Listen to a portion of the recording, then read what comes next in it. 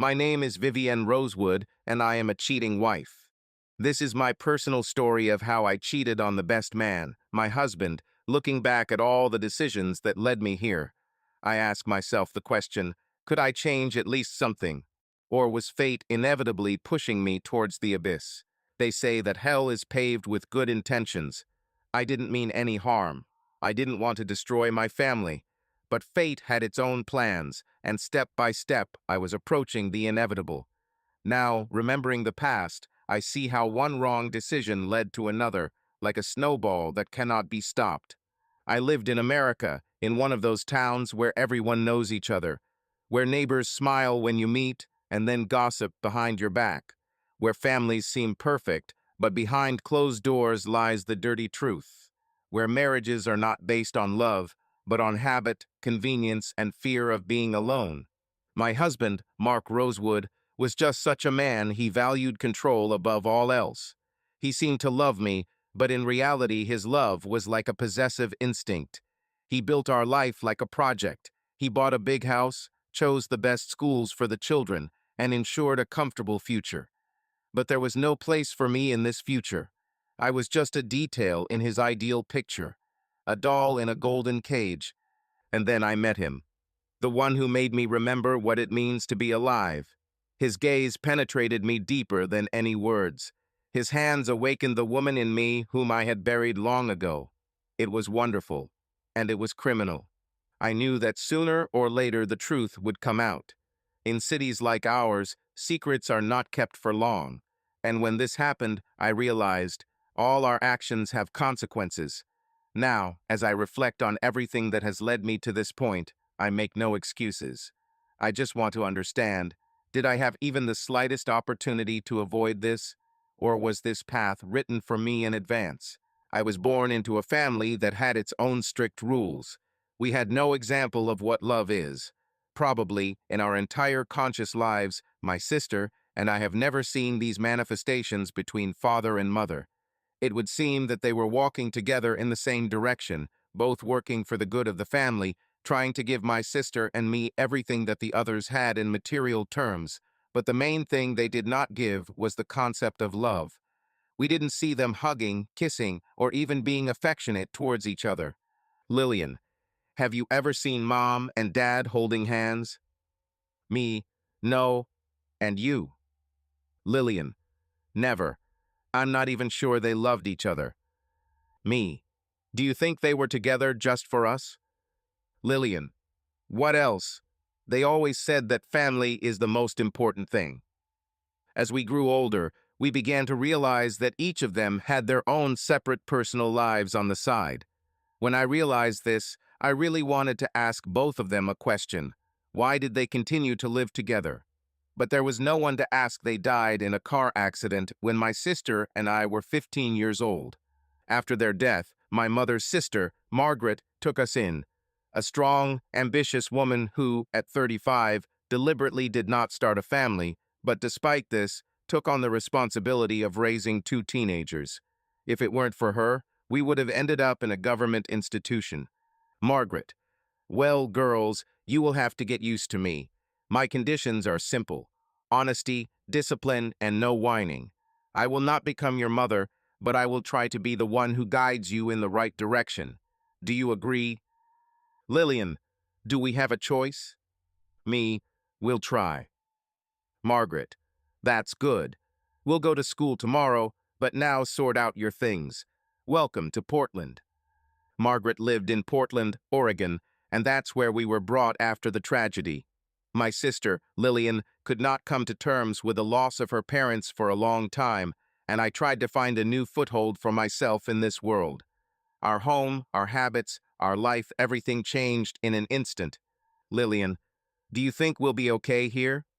Me, I don't know, but Margaret is good. At least she doesn't pretend that everything is fine. Lillian, yes, but I'm scared. I want everything to be like before. Me too, but let's try to start again, together. Life in Portland was completely different than what we were used to. It was a city with gray skies, constant rain, and a new, unfamiliar atmosphere to us. I still remember the first day at the new school when every glance seemed to be studying and Lillian and I felt like strangers. But this city taught me a lot. He taught that love is not always beautiful words, but sometimes just actions that speak louder than any confessions. The years of study passed quickly, but they were not easy. Life with Margaret meant constant movement forward, without the right to weakness. She didn't coddle with us or try to replace our parents, but she gave us something that we never received as children, a practical understanding of life. You can't trust anyone, she said, pouring out her morning coffee. You can love, you can be friends, but always keep in mind, you can only count on yourself. This is the only thing that will not let you down. These words are etched in my memory. She repeated them constantly, like a mantra, making us think about the future. Margaret believed that financial independence was the most important thing for a woman. Never find yourself in a situation where you have to ask your husband for money to buy panties, she said, raising her finger up as if giving a lecture. A woman should be able to provide for herself in any situation.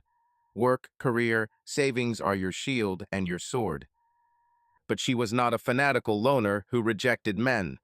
On the contrary, she knew how to use their nature to her advantage. Men love to feel like they're in charge, so let them think that they are the boss.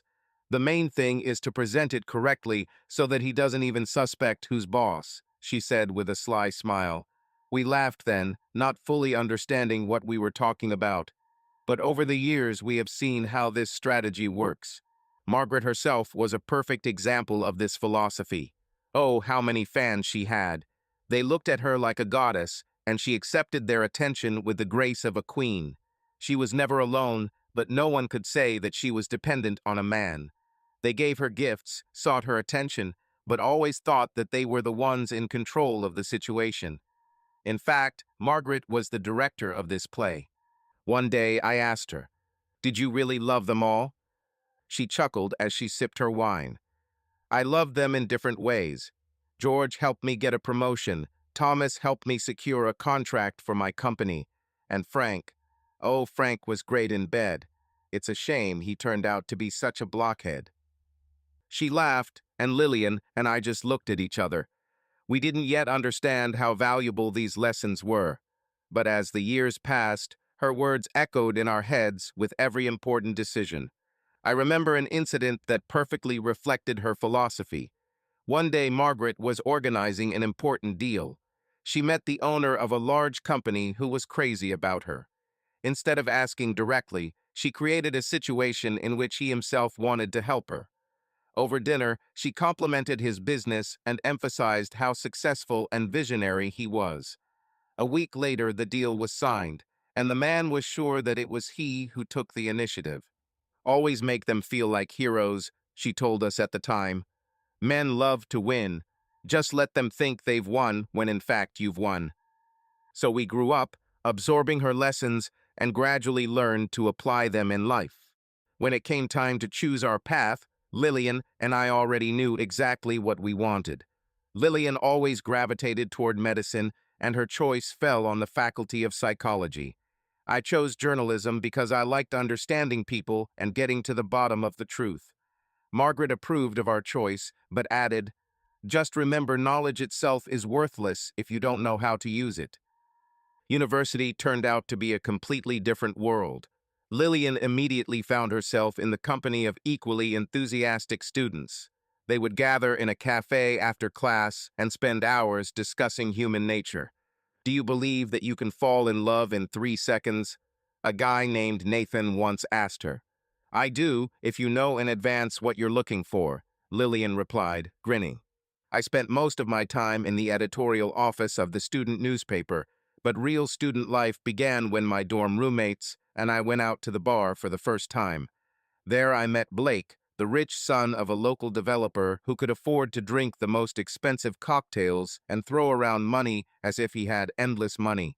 He wore an expensive watch and acted self-confident, but there was something attractive about it. "Are you a journalist? That's funny. Are you sure you know how to keep your mouth shut?" he asked, grinning. "It depends who I'm talking to," I answered, squinting. We chatted, laughed. He generously ordered me drinks, and then suddenly said, "Do you want to see the city from above?" So I ended up in his luxurious penthouse overlooking the evening campus. Everything happened so quickly, absurdly, with a lump of adrenaline in my chest. He kissed me sharply, almost boldly, and then we just tore each other's clothes off, laughing, stumbling, not thinking about anything. It wasn't a romantic movie moment, but there was something ridiculously right about the awkward rush. In the morning, he was already getting dressed when I woke up. "You look amazing," he grinned, fastening his watch. "I have to go meet my father and his new flame, but first I'll take you back to the dorm." About 20 minutes later, we were already sitting in his car. On the way, he hardly spoke, only asked a couple of times if I was comfortable. When we arrived at my building, he stopped, pulled out his phone, and ran his finger across the screen. "Well, it was fun," he said, without even looking in my direction. "Take care of yourself." I went out, slammed the door, and watched as his car quickly disappeared around the corner. I didn't see him again. And so, when a month later I found out that I was pregnant, I was shocked. At first, I didn't believe the test. Then I did another one and another. My hands were shaking. My head was in chaos. I started looking for him first through mutual friends, then through social networks, and when I finally found him, he was already in shock. The rich boy may have known how to have sex, but he clearly didn't know what responsibility was. When I told Blake I was pregnant, he looked at me silently for a minute, then another, then rubbed his face with his hands and exhaled. "Damn, Vivienne, are you sure?" "Absolutely. I took 3 tests." "Damn. Okay, I need to think." I didn't know what I expected from him, but it certainly wasn't this. He literally ran away, and 2 days later his father called me. "Come to the office, girl. Let's talk." When I entered his office, he did not even offer me a seat. He just silently handed over the envelope. I took it, opened it, and saw a stack of $100 bills. "This should solve your problems," he said evenly. "You and Blake are smart guys. You'll figure out what to do." I squeezed the envelope in my hands, realizing that this was his usual way of resolving issues. Money. They buy everything: silence, consent, convenience. But not me. I turned around and left. When Margaret found out, she was shocked. She screamed, cried, then screamed again, rushing around the room, wringing her hands. "Do you even understand what you've done? Your life is over, Vivienne. University, career, everything is down the drain." "I know," I whispered. "Do you know? You don't know anything. You ruined your life because of some rich man who doesn't care about you." I also cried because I understood. Leaving the child meant canceling all my plans. But I couldn't get rid of him either. Maybe my Mia wasn't a fetus with great and sincere love, but it was. And that was the most important thing. Margaret suddenly fell silent. She stared at me, breathing deeply, and then came closer, looking into my eyes. "Do you really want this baby?" I nodded, wiping away my tears. She ran her hand over her face, shook her head, and whispered, "Damn girl, this will be hell. Do you understand? This is not a movie, not a fairy tale. These are sleepless nights, constant lack of money, humiliation, misunderstanding. You will be alone, all alone. What about your studies? You're only in your 2nd year. Do you have any idea what it's like to raise a child and try to graduate from university?"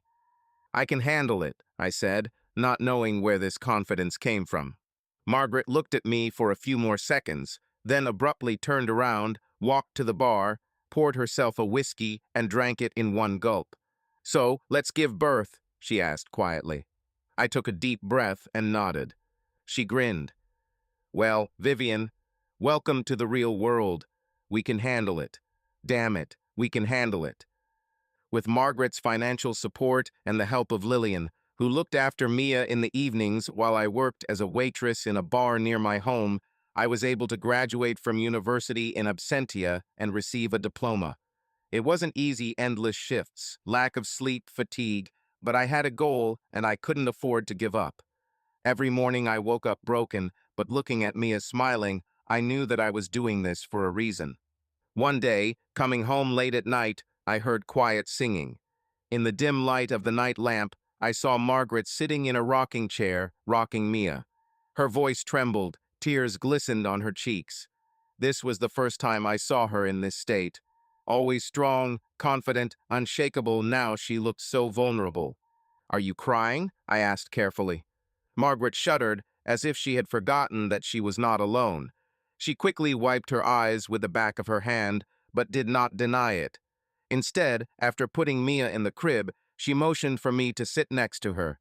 I pulled up a chair, feeling how the air between us was filled with something invisible, but heavy. "You know, Vivienne," she began after a long pause, "I once also dreamed of a family, about my family. I loved one person, with all my heart. We made plans, talked about the house, about children. I thought I had found my one and only." I listened silently, feeling my heart clench at her words. I had never heard such confessions from her before. But one day I found out that he was sleeping with my best friend. I found out about this the same day I realized that I was pregnant. The stress was too much. I ended up in the hospital, and a few days later I lost the baby. She smiled bitterly, but there were tears in her eyes. I carefully placed my hand on hers, but she immediately removed it, as if she was afraid of breaking even more. After that, I couldn't have children. You see, Vivienne, for me this is tantamount to the fact that I will never have a family. I tried to open up to someone, but every time something stopped me. At some point, I realized that love died along with my unborn child. Margaret fell silent, looking at one point, and then continued quietly, almost in a whisper. "But I'm alive, right? I still have needs, sexual, financial. It's just that now I use men the way they are used to using women. They think that they control the situation, but in reality it is I who decide how and when. I give them the illusion of power, and I take away what I need." I sat there in a daze. Margaret, that steadfast woman, opened up to me for the first time. For the first time I showed the pain that I had kept for years, which Lillian and I had no idea about. We sat in silence, each lost in our own thoughts. Then she suddenly smiled, as if she had returned to her usual mask. "Don't think I'm not complaining. I believe that every person has their own destiny. I can handle it. But Vivienne, don't make my mistakes. Don't let pain kill your ability to love. And if you meet a person who can love you and Mia, hold on to him with everything you can." I nodded, although deep down I wasn't sure that this was possible. That night I realized for the first time, Margaret was not just my aunt. She is my true protector and teacher, but also a man who has lost too much to allow himself to dream. Lillian arrived unexpectedly, with a wide smile on her face, but there was sadness in her eyes. I knew something was up before she even opened her mouth. "I've been offered a job. In Seattle," she said, clasping her fingers together. "This is a huge opportunity for me, Vivi, but it's so far from you." I froze. Of course, I was happy for my sister, but the thought of Lillian leaving seemed wrong. She was with us from the very beginning, supported me, helped with Mia. What will we do without her now? "You're not leaving right now, are you?" I asked, trying not to show the trembling in my voice. Lillian shook her head. "No, I have 2 more weeks. I just wanted to tell you in advance so we could spend time together." Margaret looked at us silently as we hugged. She knew this was Lillian's chance, and she wasn't going to stop her. "I promise to keep in touch," Lillian continued. "We will make video calls so that I don't miss important moments in Mia's life. Do you promise?" I nodded, squeezing her hand tighter. "I promise, but I'll miss you so much." Mia was already 3 years old at that time, and she clung tightly to Lillian, not realizing that her aunt would soon leave. Lillian smiled and kissed the baby on the top of her head.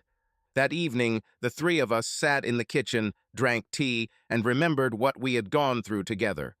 I knew Lillian was making the right choice, but it was still hard inside. Margaret watched us quietly. 2 weeks flew by quickly. Lillian left, leaving behind an emptiness, but also joy for her. She was moving towards her dream. But despite her departure, Life did not stop. A new important stage awaited Mia and me. Mia turned 3 years old, and it was time to send her to kindergarten. The first days were a real challenge. She clung to me, cried, hid her face in my chest, and I felt like a terrible mother, leaving her among unfamiliar children. "She'll get used to it, just give her time," Margaret reassured me, but every time I closed the group door behind me, I felt like I was betraying my baby. I loved this little angel very much. I devoted all my free time to her. I so wanted to give her all the tenderness and care that I did not receive in childhood, and which I deprived myself of by rash actions at the university. Margaret often laughed, saying that I was kissing Mia, and she would grow up to be a spoiled princess, although she herself did not miss the opportunity to cuddle and play with this girl. There were moments when, watching them, I felt that Margaret was making up for her loss through Mia, as if allowing herself to love, even if not her child. Over time, Mia began to settle down, find friends, get used to the routine, and I was finally able to try myself in my profession. Thanks to Margaret's connections, I was able to get a job as a junior editor at a small publishing house specializing in contemporary literature. This was the chance I had been waiting for so long. My first day at work was a real whirlwind of events. I arrived before everyone else, trying to make a good impression. The team turned out to be friendly, but demanding. My boss, a strict but fair woman named Elizabeth Harper, immediately made it clear: discipline and dedication are valued here. Are you ready for the test? I nodded, realizing that this moment was my chance to prove to myself and the world that I was capable of more. There was more work than I expected: editing, fact-checking, meetings with authors. The first few days I returned home completely exhausted, but when Mia ran towards me, laughing and holding out her arms, I knew it was all worth it. In the evenings I read fairy tales to her and spent all my free time with her. Sometimes Margaret and I would sit in the living room sharing stories, discussing my first steps in the profession. She gave advice, but never imposed her opinion, watching me grow and develop.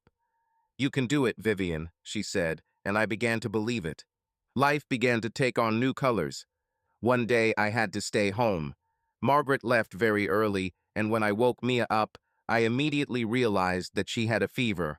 She languidly pressed herself against me. Her forehead was hot, and her eyes were slightly clouded. I called work and said that I needed sick leave, after which I began to care for my baby. I wiped her down with cool water, persuaded her to drink warm tea with honey, and covered her with a blanket until she dozed off. When the temperature subsided a little, I decided that it was still worth making an appointment with a doctor.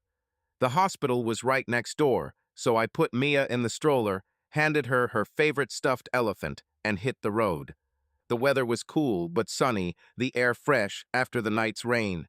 I walked quickly, trying not to drag out my walk, but at the entrance to the hospital I collided with someone, so I almost lost my balance. "Oh, sorry." I looked up and saw a man in a white robe in front of me. He held my elbow so that I wouldn't fall. "It's okay," he smiled. "Are you in a hurry?" "Yes, my daughter had a fever, so I decided to show the doctor," I answered, slightly recovering from the unexpected meeting. He looked down at Mia, who was looking at him with interest, holding her stuffed elephant tightly to her. "Little patients are always welcome here," he said softly. "By the way, I'm Dr. Andrew Carter. If you want, I can receive you myself." The nurse just said that a patient had canceled his appointment, so I had an opening. I looked at him in surprise. An ordinary doctor would have simply wished him luck and moved on, but there was nothing forced in his tone, only a sincere desire to help. "Thank you, that would be great," I said. "Then go to the pediatric department, tell the nurse my name, I'll see you soon," he said, nodding towards the registration desk. The inspection went quickly. Dr. Carter turned out to be not only polite, but also an attentive specialist. He carefully examined Mia, slowly, talked to her with a smile, and was even able to make her laugh. "Well, little lady, there's nothing to be afraid of. It's a common cold," he said, writing something down on a card. "A couple of days of rest, warm tea, and a lot of mom's love, and you'll be just fine." I sighed with relief and Mia happily clapped her hands, repeating, "Tea, tea." As we were about to leave, Dr. Carter suddenly added, "If you suddenly have questions or your condition worsens, do not hesitate to call. Be attentive to her condition, especially at night," he added with a slight smile. I looked at him in surprise, but there was something more in his eyes. I smiled, feeling a little nervous. "We'll see, Dr. Carter. So far, Mia and I are grateful for your help." We left the hospital, and I was still thinking about how attentive and caring the doctor was. Then I didn't attach any importance to it, but soon fate brought us together again. Several weeks passed after my visit to Dr. Carter, and I almost forgot about that day. Life went on as usual, work, caring for Mia, evenings with Margaret. But fate, as it turned out, was already preparing a new meeting. That day, I hurried to a cafe not far from the editorial office to pick up the coffee I ordered before the start of the working day. The establishment was small, cozy, with the smell of fresh baked goods and the noise of a coffee machine. The line was long, and I yawned and waited patiently for my turn. Suddenly, a familiar voice came from behind me. "I hope you're not in a hurry to go to the hospital today." I turned around and saw Dr. Carter. He was not wearing a robe, wearing a dark blue shirt with the sleeves rolled up, and holding a cup of espresso in his hand. His smile was as warm as that day in the hospital. He looked different, more at ease, even a little relaxed. "Dr. Carter?" I raised my eyebrows in surprise. What a surprise. "Andrew," he corrected. "In the hospital you can have formalities, but here I'm just a person who loves good coffee." I chuckled as I accepted my drink from the barista. "Then, Andrew, yes, this morning is much calmer. No fever or anxiety." He nodded and looked at my glass. "Latte? I'd bet on the cappuccino." "Sometimes you need to change your habits," I answered with a smile. "Do you come here often?" he asked, taking a sip of his espresso. "Quite often," I admitted. "It's a little morning treat before work." "I understand. Coffee is not just a habit for me, but a necessity," he chuckled. "Sometimes the shifts are such that you simply can't survive without a dose of caffeine." We left the cafe together, and for a moment we just stood on the street, enjoying the soft autumn air. I felt unexpectedly at ease in his company. I would like to continue this conversation in a calmer atmosphere. "How about dinner this week?" he said confidently, meeting my gaze. I looked at him, tilting my head slightly. "Is this an official invitation or just a friendly meeting?" I asked with a playful smile. "How would you like it?" His gaze was attentive, without a shadow of doubt or uncertainty. I thought about it. Was this a date, or just a friendly gesture? Moreover, after Mia was born, I had no relationships with men at all. In any case, I was pleased and decided not to complicate things. "Let's try dinner," I replied. "Let's see how the first meeting goes outside the hospital and without cups of coffee between us." "Great. I have a great place in mind." "I'll text you the details later," he said with a slight smile. We exchanged phone numbers and parted ways, but the feeling that this was just the beginning of something new did not leave me. "Vivian, haven't you slept all night again?" Margaret's voice cut through the morning silence like a knife through butter. She stood in the kitchen doorway, arms crossed, cup of coffee in one hand. Her gaze was stern, but concern was hidden in the corners of her eyes. I looked up from the table where I was sitting with my laptop, trying to finish editing an article for work. Mia was sleeping in the next room, her quiet snoring coming through the slightly open door. The morning was gray, and it was drizzling again outside, typical Portland. "Not really," I lied, rubbing my eyes. "I just got up early to finish the text. Elizabeth reminded me yesterday that the deadline is today at noon." Margaret narrowed her eyes, clearly not believing me. "You look like you've been run over by a truck. Is it because of work, or because of that doctor you talked to on the phone yesterday?" I froze, not expecting her to notice my conversation with Andrew yesterday. After our meeting in a cafe, he texted me in the evening, and we talked for almost an hour about work, about life, about how he once accidentally spilled coffee on an important professor at medical school. It was an easy, casual conversation, but it left me with a warmth that I haven't felt for a long time. "Did you eavesdrop?" I asked, trying to hide my embarrassment behind a joking tone. "I didn't eavesdrop, but I heard it by chance." Margaret put the cup on the table and sat down opposite me. "You giggled like a schoolgirl. Are we going to have the romance of the century now? Does Dr. Carter save not only sick children, but also lonely hearts?" "Margaret, stop it." I rolled my eyes, but a smile still made its way onto my face. "It's just dinner. Nothing serious yet." "Bye," she repeated sarcastically, raising an eyebrow. "I know that tone, Vivian. You are already mentally trying on a wedding dress." "You're unbearable." I waved it off, but something sank inside.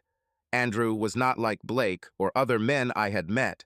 He didn't have that ostentatious self-confidence or arrogance. He seemed real. Margaret leaned towards me, her voice becoming more serious. "Look, I don't mind if you start dating someone. You are young, beautiful, and Mia deserves to see her mother happy. But be careful, Vivienne. You know how men can fake it until they get what they want." "He's not like that," I said, surprising myself at my confidence. "How do you know?" "You saw him 3 times. Once he examined Mia, the second time you were drinking coffee, and the third had not yet happened. Take your time to trust, girl." I sighed. Margaret had always been right about these things, but I didn't want to think about the bad things right now. For the first time in a long time, I felt like I could allow myself a little hope. "I'll be careful, I promise," I said, closing the laptop. "And now I need to take Mia to kindergarten and run to work." "Are you at home today?" "No, I have a meeting with a client." Margaret stood up, straightening her impeccable jacket. "But I'll be back in the evening. If your doctor asks you out, I'll babysit Mia. Just don't come back too late. I don't want to wait all night for you to text me, 'Everything's okay.'" "Thank you," I smiled, feeling how her support warmed my soul. The kindergarten was a 10-minute walk from the house. Mia, holding my hand tightly, chatted about how yesterday she and her friends drew dinosaurs. Her little curls bounced in time with her steps, and joy sparkled in her eyes. "Mom, have you seen a dinosaur?" she asked, looking up at me. "No, baby, they lived a long time ago," I smiled, straightening her hat. "But I saw them in books." "What's your favorite?" "Tyrannosaurus." Mia made a scary face and growled. "He's big and strong, like Aunt Margaret." I laughed as I imagined Margaret as a T-Rex, waving her paws at a business meeting. "You're right, she's exactly like that," I said, picking up Mia in my arms to speed up my pace. "Now let's hurry up, otherwise I'll be late."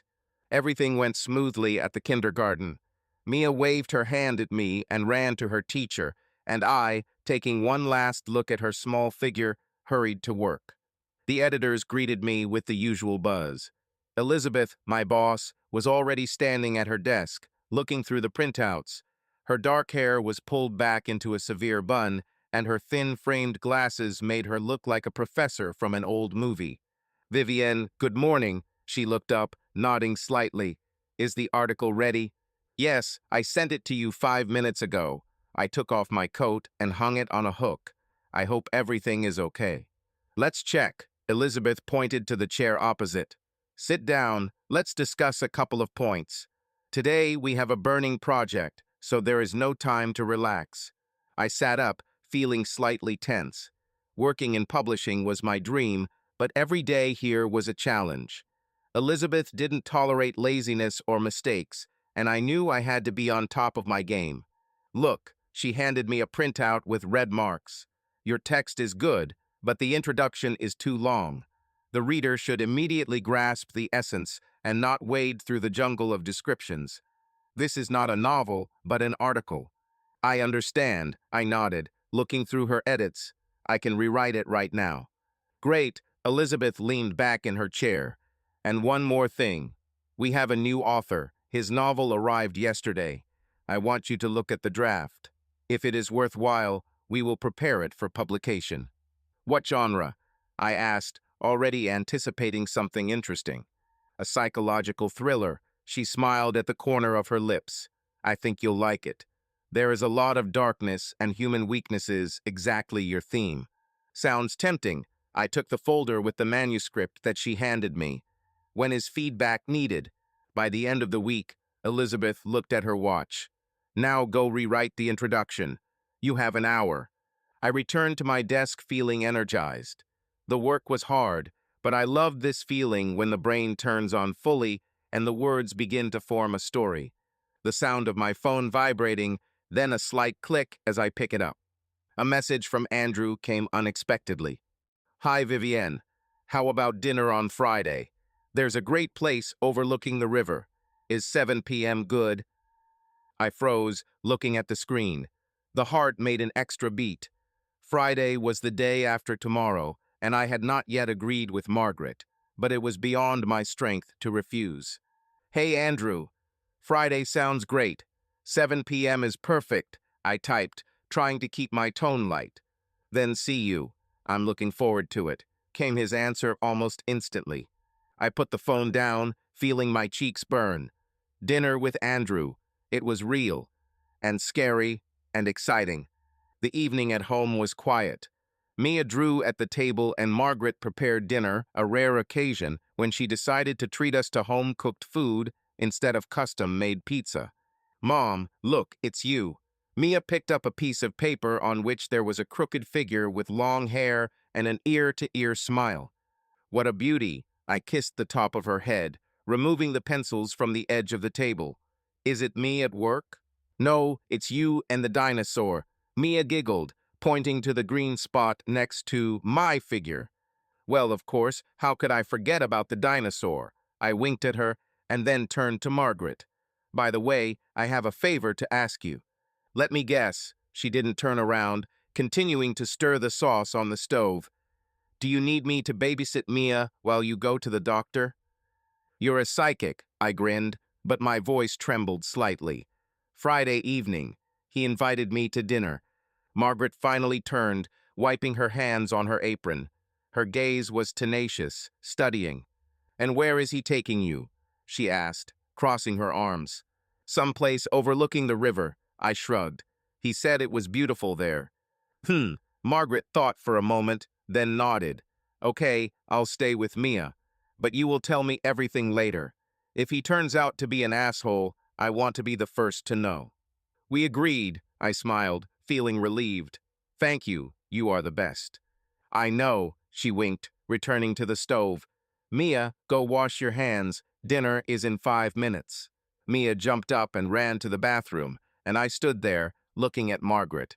She was always my anchor, and I knew that without her, I would have been lost a long time ago. Friday came faster than I expected. The day at work flew by in a bustle. I handed in the rewritten article, received praise from Elizabeth, and even managed to start reading the manuscript of the new author. The thriller turned out to be dark and exciting, with heroes who teetered on the brink of morality. It was like a mirror of my own life, all these questions about fate, choices, and consequences. At home, I stood in front of my closet, trying to choose what to wear. Mia sat on my bed, swinging her legs and commenting on my every choice. This is too boring, Mom, she said when I took out a black dress. And this? I showed her a dark green dress with bare shoulders. Oh, beautiful, like a forest. Mia clapped her hands. Then it's decided, I smiled, putting the dress aside. You are my main stylist. Margaret walked into the room with a mug of tea in her hands and leaned against the doorframe. Are you nervous? She asked, watching me try to style my hair. A little, I admitted, looking at my reflection in the mirror. This is my first time going somewhere. Well, you know, after everything. After Blake and the whole Mia thing, Margaret came closer, putting her hand on my shoulder. Vivienne, you deserve it. Don't think your life is over because of one mistake. It wasn't a mistake, I turned to her, meeting her gaze. Mia is the best thing I have. I know, she squeezed my shoulder, but you still blame yourself. Enough. Go and have some fun. And Mia and I will have our own evening. We will bake cookies and watch cartoons. Hooray, cookies! Mia jumped out of bed and jumped around the room. I laughed, feeling the tension release. Margaret is right. I have lived in the shadow of the past for too long. It was time to take a step forward. Andrew was waiting for me at the entrance to the restaurant. He looked stylish, but not pretentious, a dark blue shirt, black trousers, a slight smile on his face. When I approached, he stepped towards me, bowing his head slightly. "Vivienne, you look amazing," he said, and there was not an ounce of falsehood in his voice. "Thank you," I smiled, feeling the warmth spreading throughout my body. "You look good out of your robe, too." He laughed as he opened the door for me. "Believe me, the robe is not my best look. Come in." I reserved a table by the window. The restaurant was cozy, with dim lighting and a view of the Willamette River. The water glistened in the light of the lanterns, and the soft music created an atmosphere in which it was easy to relax. We sat down, and the waiter immediately brought us the menu. "What do you recommend?" I asked, looking through the list of dishes. "The salmon here is great," Andrew said, putting down his menu. "But if you like to take risks, take the steak with hot sauce. You'll either like it or make you regret it." "Then salmon," I grinned. "I'm not in the mood for regrets." "A wise choice," he nodded to the waiter, placing his order. "And wine, if you don't mind. Red or white?" "White," I answered. "It's lighter." "I agree," Andrew smiled, and I noticed how the wrinkles in the corners of his eyes made his face even livelier. The conversation flowed by itself. He talked about his work, how he once almost fell asleep during a night shift at the hospital, and I shared the story of how Mia once edited my article by drawing dinosaurs on it. "She clearly inherited your talent," he said, sipping his wine. "Or my tendency to complicate things," I sighed playfully. Dinner flew by unnoticed. We laughed, shared stories, and I found myself thinking that, for the first time in a long time, I was not thinking about the past. Andrew was light, open, but there was a depth to him that I could not yet unravel. When we left the restaurant, he suggested we take a walk along the river. "Won't you freeze?" he asked, noticing how I pulled my coat tighter. "No, if you tell me something interesting," I answered with a smile. "Then listen." He began a story about how one day in medical school, he accidentally locked himself in an anatomy room. I laughed until I cried. We reached a small bridge, and he stopped, looking at the water. "You know, Vivian," he said quietly, "I don't often invite someone to dinner. But with you, I don't know, it's somehow natural." "For me too," I admitted, feeling my heart beating faster. He turned to me, and for a moment I thought he wanted to say or do something. But instead, he just smiled. "Come on, I'll walk you to the car." The house was quiet. Margaret was sitting in the living room with a book, and Mia was sleeping in her room. "Well, how did it go?" she asked without looking up from the page. "Okay," I took off my coat, still feeling the warmth from the evening. "Very good. Did he kiss you?"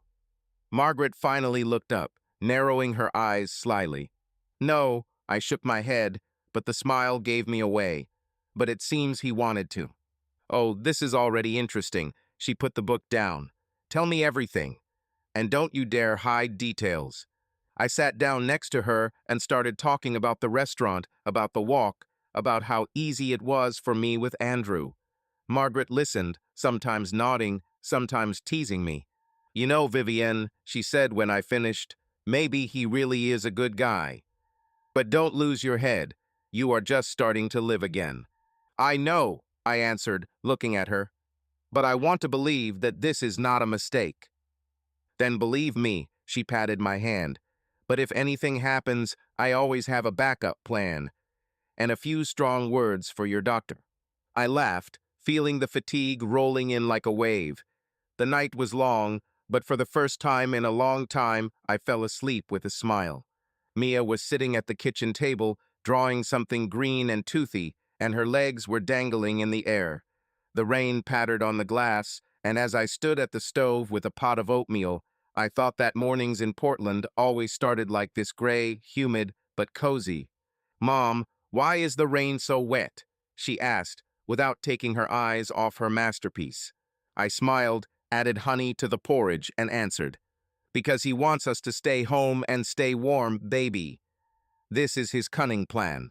"Did the dinosaurs love him?" She raised her head, and her curls jumped. Of course, I said, placing the plate in front of her. Especially those that swam, eat while it's hot. The door creaked, and Margaret came in, all in her business splendor. Suit, heels, not a hair out of place.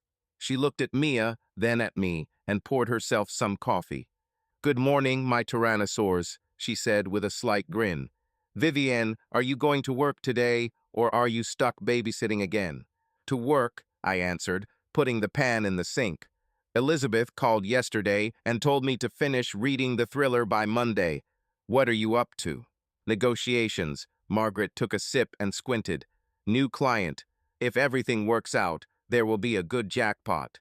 But they are stubborn, so I'll be back late." "Then I'll pick Mia up from kindergarten," I said, wiping my hands. Mia suddenly raised her head. The spoon froze in her hand. "Can I stay with Aunt Margaret? I will help her." Her eyes lit up. Margaret laughed, sat down next to her, and pointed her finger at her nose. "What will you become my secretary?" she asked.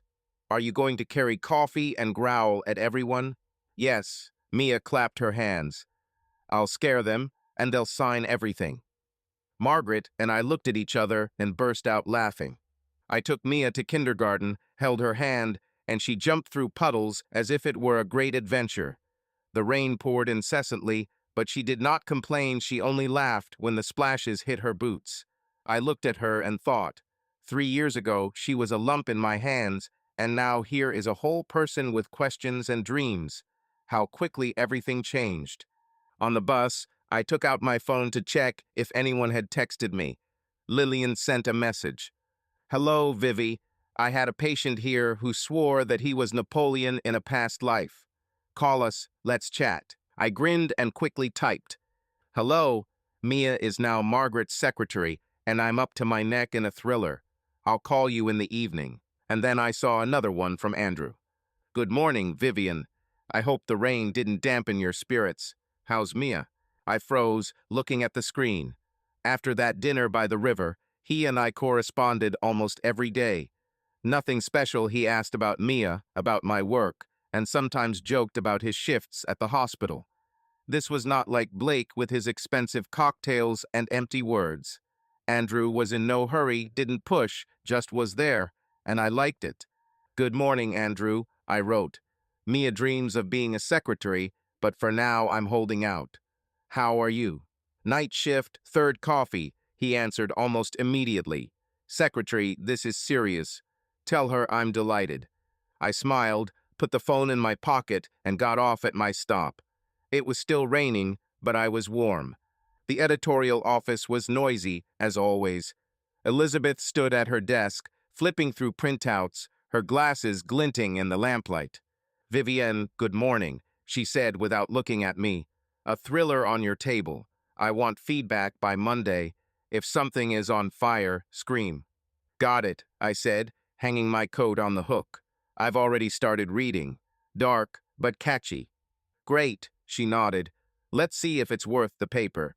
How was your Friday evening? On Monday, you shone like a light bulb." I felt my cheeks turn red and waved my hand. "Just dinner with a friend," I said, trying not to give myself away. "Friend, huh?" She narrowed her eyes, but did not dig deeper. "Okay, go to work. There's no deadline waiting." I sat down at the table, opened the manuscript, and drowned in it. It was a story about a woman who lost everything because of one stupidity, but clung to life as best she could. I read it and thought, this is almost about me. Only I didn't have knives in dark alleys, only Mia, work, and this eternal question, could I have turned differently? At lunchtime, the phone rang. Andrew wrote, "If you find a free evening, I can treat you to coffee. No restaurants or rivers, just chat." I thought about it. It wasn't like a capital D date. He didn't invite me to luxury places, didn't promise me stars from the sky. Just coffee, just a conversation, and I caught myself liking it, this lightness, this caution. "How about Wednesday?" I answered. "After work at 6? "Great," he wrote. "I know a place near the hospital. See you." I put the phone away and returned to the thriller. But my head was already spinning. What to wear? Should I tell Margaret? And why was I even so worried about some coffee? Wednesday came quickly. I left Mia with Margaret and went to the cafe where Andrew called. It was a small place, wooden tables, the smell of buns, a couple of customers at the counter. He was already sitting by the window, holding a cup of coffee and looking at the rain. When I entered, he raised his head and smiled. "Vivienne, good to see you," he said, stood up and pushed back his chair. "Did you get there okay?" "Yes," I answered, taking off my coat. "And you looked like you hadn't slept in a week." "Night shift," he chuckled. "Coffee keeps me afloat. What will you take?" "Latte," I said, and he waved to the waiter. We started talking. "How was your week?" he asked, looking at me as if he was really interested. "Mia decided to be a secretary," I said. "I struggled with the manuscript, and Margaret taught me life." "The usual thing." "Sounds fun," he smiled. "Mia is something. Is she always this lively?" "Yes," I nodded. "Sometimes I can't keep up with her. But without her, I don't know how I would live." "It's obvious," he said quietly. "It suits you to be a Maui, Vivienne." "Thank you," I replied. We sat for an hour. He didn't come with compliments, didn't try to impress me. I was just joking, listening, being myself. When I got ready to leave, he walked me to the door. It was great. The days went by as usual. Andrew did not disappear, he wrote, called, and offered to meet. Everything was slow, without rush. Either coffee, or a walk in the park, or just a few words in the evening. He didn't say loud phrases, didn't call me his, but I felt how he was getting closer. One day, I called Lillian. Mia was sleeping, Margaret went to a meeting, and I sat with tea and thought about him. "Hello, Vivi," Lillian shouted into the phone. "How are my dinosaurs doing?" "Hello," I smiled. "Lil, it seems I have a man." "What?" She almost choked. "Is this your doctor?" "Come on, lay it all out. I told you about Andrew." "He sounds like a decent guy," she said. "But you're careful, right?" "Yes," I answered. "Margaret says so too. But with him, it was easy with him." "Then don't be afraid." Her voice became softer. "You deserve it, Vivi. And Mia too." "Thank you," I said, and my throat tightened. "How are you? Napoleon didn't take Seattle." "I'm keeping him in check for now," she laughed. "But if anything happens, I'll send for Mia." We chatted for another half hour, and I realized how much I missed her. But her words stayed with me. I deserved happiness. Maybe it's true. A couple of weeks later, Andrew invited us to the park. I took Mia and decided that they should meet not in the hospital, but like this, for real. "Is this Dr. Andrew?" she whispered, clutching my hand as we walked towards him. "Yes, baby," I said. "He's good. Don't be afraid." He was waiting for us on the bench, with a bag of donuts in his hands. He saw us, stood up, and smiled. "Hi, Vivienne," he said, and then glanced at Mia. "And you are probably Secretary Mia. I heard you can growl." Mia hid behind me, but then looked out and giggled. "Are you a dinosaur?" she asked. "No, but I have donuts." He handed over the bag. "This is cooler." "Yes," she grabbed the donut and burst into a smile. "You're funny." We walked in the park. Mia ran ahead, and Andrew and I followed.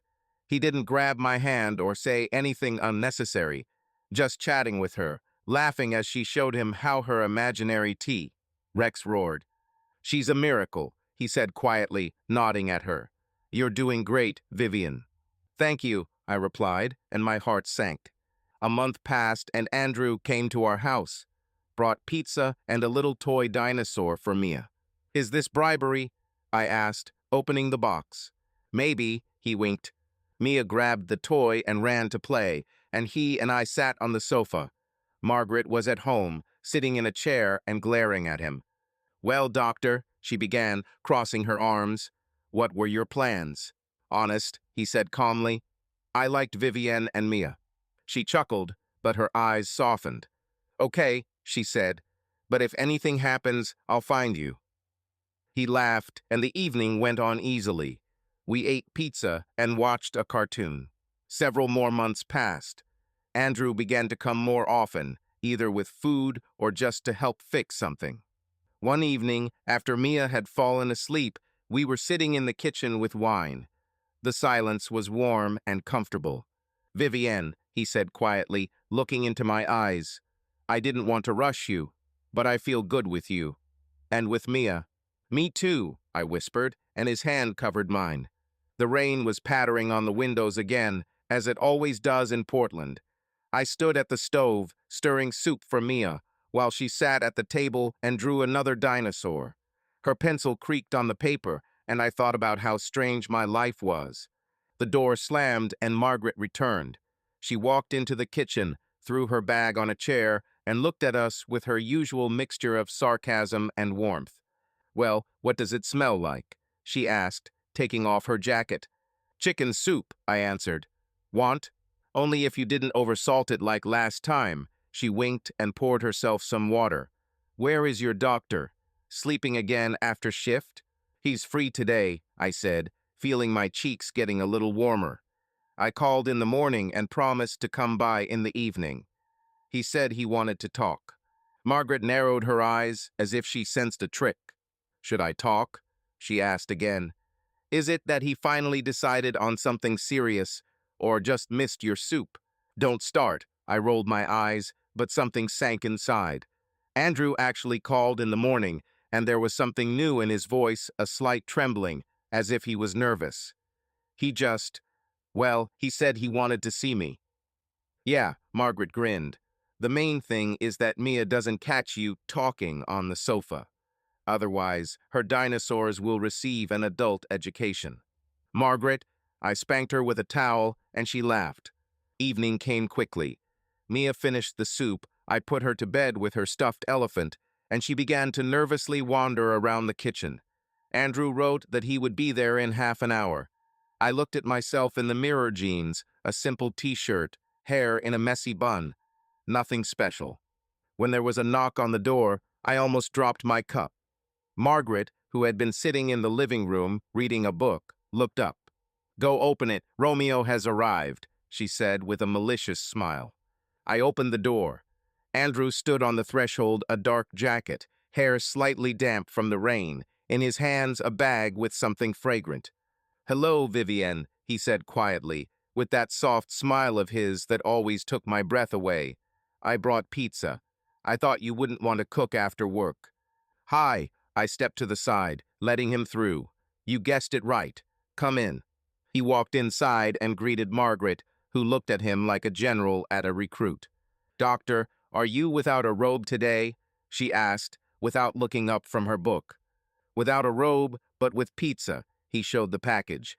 "Does this count?" "For now, yes," she nodded. "But don't relax." We sat down in the kitchen. The pizza smelled divine, and I realized how hungry I was. Andrew talked about his shift, how one patient tried to escape from the hospital within Roman 4, and I laughed, feeling the tension go away. But there was something else in his eyes, something that I couldn't understand yet. When we finished eating, Margaret stood up, stretched, and said, "Okay, Romeo and Juliet, I'm in my room. If you make noise, give a warning. I don't want to witness any drama." "Good night, Margaret," Andrew said with a slight laugh. She left, and we were left alone. Silence hung between us, but it was not heavy, but warm, like a blanket. "Vivienne," he suddenly took my hand, and his fingers were a little cold. I really wanted to talk. This is important." I looked at him, feeling my heart beat faster. "What's happened?" I asked, trying not to show my excitement. "Nothing happened," he shook his head. "It's just, I've been thinking a lot. About us, about you and Mia. You know, I'm not one to rush things, but with you it's different. I don't want to go home in the evening. I don't want to just text you, 'Good night.' I want to be close. For real." I froze. His words were so simple, so honest, that I didn't know what to say. "Andrew," I started, but he interrupted softly. "Wait, let me finish." He squeezed my hand. "I'm not asking you to decide everything right now, but I want you to know that I mean it. You and Mia, you have become more important to me than I could have ever imagined." I looked into his eyes, dark, calm, but with a spark that I had not noticed before, And suddenly I realized that I wanted the same thing.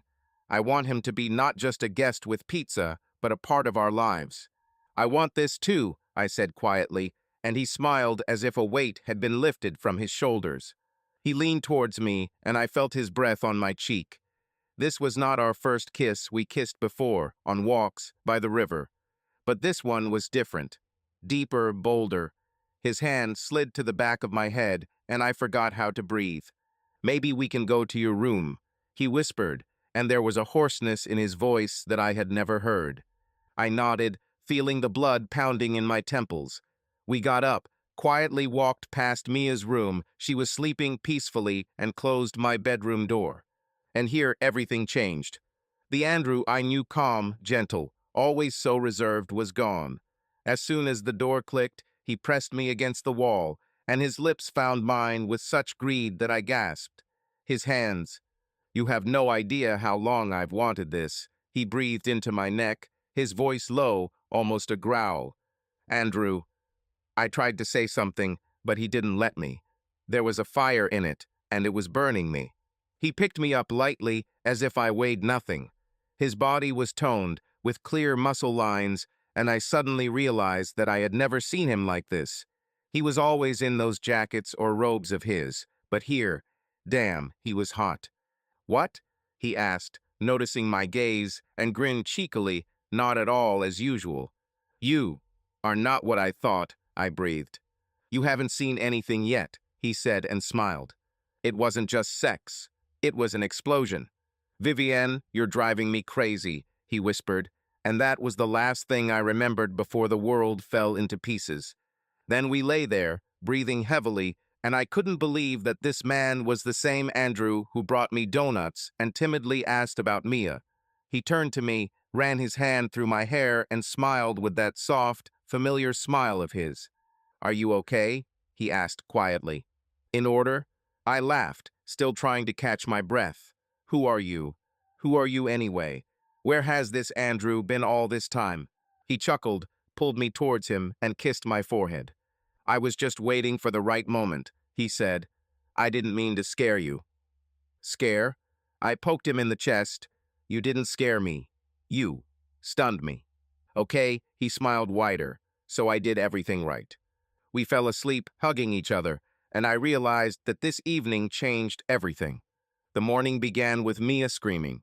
"Mom, Aunt Margaret burned the toast." I jumped up, pulled on a t-shirt, and ran into the kitchen.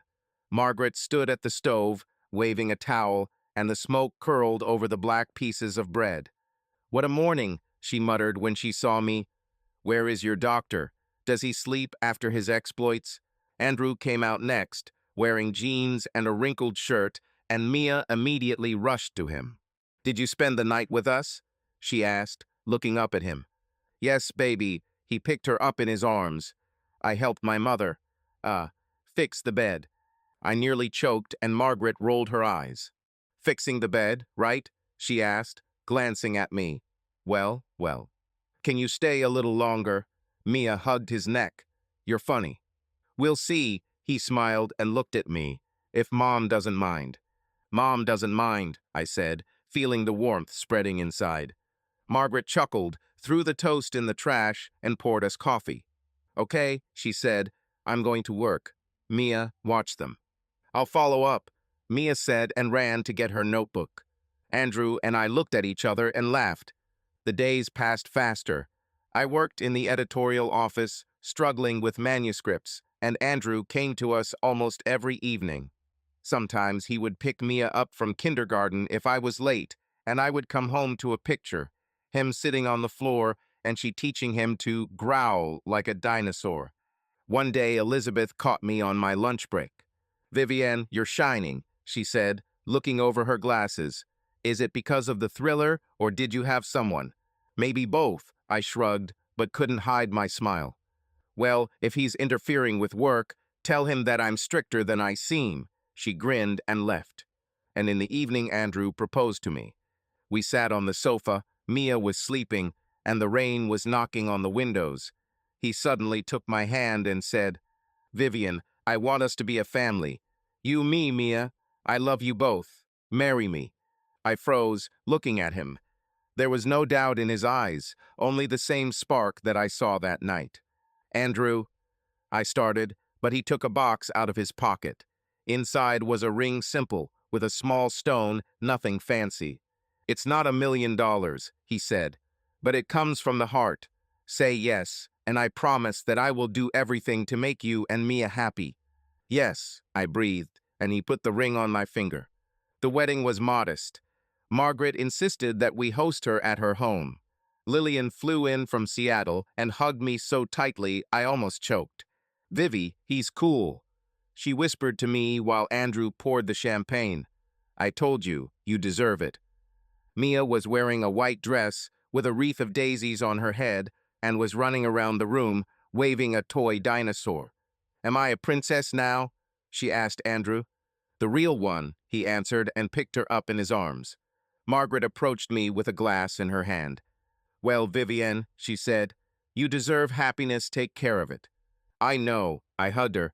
Thank you for always being there. I always will, she squeezed my shoulder and walked away. Andrew and I exchanged vows as our loved ones looked on. No long speeches, just words that came from the heart. And then he kissed me, and I heard Mia scream. Hooray, now I have a doctor dad. Everyone laughed, and the evening went on as usual. We moved in with Andrew a month later. His house was small but cozy with a small garden. I continued to work in the editorial office, he continued to work in the hospital, and our lives began to take shape in a new rhythm. One day I came home late with another manuscript under my arm. Andrew met me at the door with a glass of wine. Hard day? He asked, kissing my forehead. Yes, I sighed. And you? I saved one baby, he said, so the day was a success. Come here. He led me to the bedroom, and I already knew what awaited me. The same Andrew calm on the outside, but stormy on the inside. And every night he proved that I would never regret my yes. I love you, he whispered to me later as we lay in the dark. And I you, I answered, feeling our love. The rain in Portland has finally let up, leaving behind a damp sheen on the asphalt and a fresh smell in the air. I stood at the stove, stirring pasta for dinner, while Mia sat at the table. The door slammed, it was Andrew returning. He walked into the kitchen, shaking drops from his jacket, and threw me his soft smile, which still made my heart skip a beat. Hello, my girls, he said, leaning down to kiss Mia on the top of her head. Then he came up to me, hugged me from behind, and whispered in my ear, It smells delicious. I'm trying, I turned and kissed him on the cheek. How was the shift? Calm down, he shrugged. No one ran away with an Roman 4, so I'm in the black. We laughed, and I felt warmth spreading inside. 5 years of marriage, and he still made me feel like the Vivienne who first went to dinner with him by the river. But today was a special evening, a party was waiting for me. By the way, I put the pan on the table. Elizabeth called. Tomorrow is a big reception in honor of the new author. This is important for the work. Everyone will be there, publishers, critics, even a couple of sponsors. She said, this is my chance to show myself. Andrew nodded, sitting down at the table and pushing the plate towards Mia. Sounds serious, he said. At what time? At 7, I sighed. But you're on the night shift, right? Alas, he smiled guiltily, saving the world one cold at a time. But I'll help you get ready. Have you chosen the dress? Not yet, I admitted. I thought maybe we could go shopping tomorrow. You are our style master. Oh yes, Mia clapped her hands. Dad, choose a dress for Mom like a princess. We'll do it, he winked. We laughed, and the evening went on as usual. But deep down, I was already looking forward to this outing, a rare chance to break out of the routine of being a mother and an editor. The next day, the three of us went shopping. Andrew carried Mia on his shoulders while I sorted through the hangers in a small boutique near the center. The sun was breaking through the clouds, and the mood was light, almost playful. This is it. I lifted my black dress with an open back, looking at Andrew. He squinted, bowing his head. Too strict, he said. You're not going to a funeral. Give me something bright. Bright, I chuckled. Are you sure it's not you who wants to show off? I'll show off in a hospital gown, he grinned, and you have to outshine everyone there. Mia pointed a finger at a dark red dress with a low neckline and flowing skirt. This is it, she said. Mom, you will be like a dragon. Dragon, you say? I took the dress and held it to myself. Well, Andrew, what do you say? He stepped closer, his gaze slid over me, and I noticed how the same spark flashed in his eyes, the one that I saw in the bedroom. This is it, he said quietly, almost hoarsely. Put it on, and I'll regret not going with you. Then it's decided, I smiled, feeling my cheeks burn. The red dragon is going to a party. We bought a dress, went to pick up shoes, and the whole day passed in this cheerful chaos. Andrew joked, Mia made up stories about the dragon mother, and I caught myself thinking that I loved this life every minute of it. In the evening, he helped me get ready. I stood in front of the mirror, straightening my hair, and he zipped up my back, his fingers lingering slightly on my skin. You look stunning, he said, meeting my gaze in the reflection.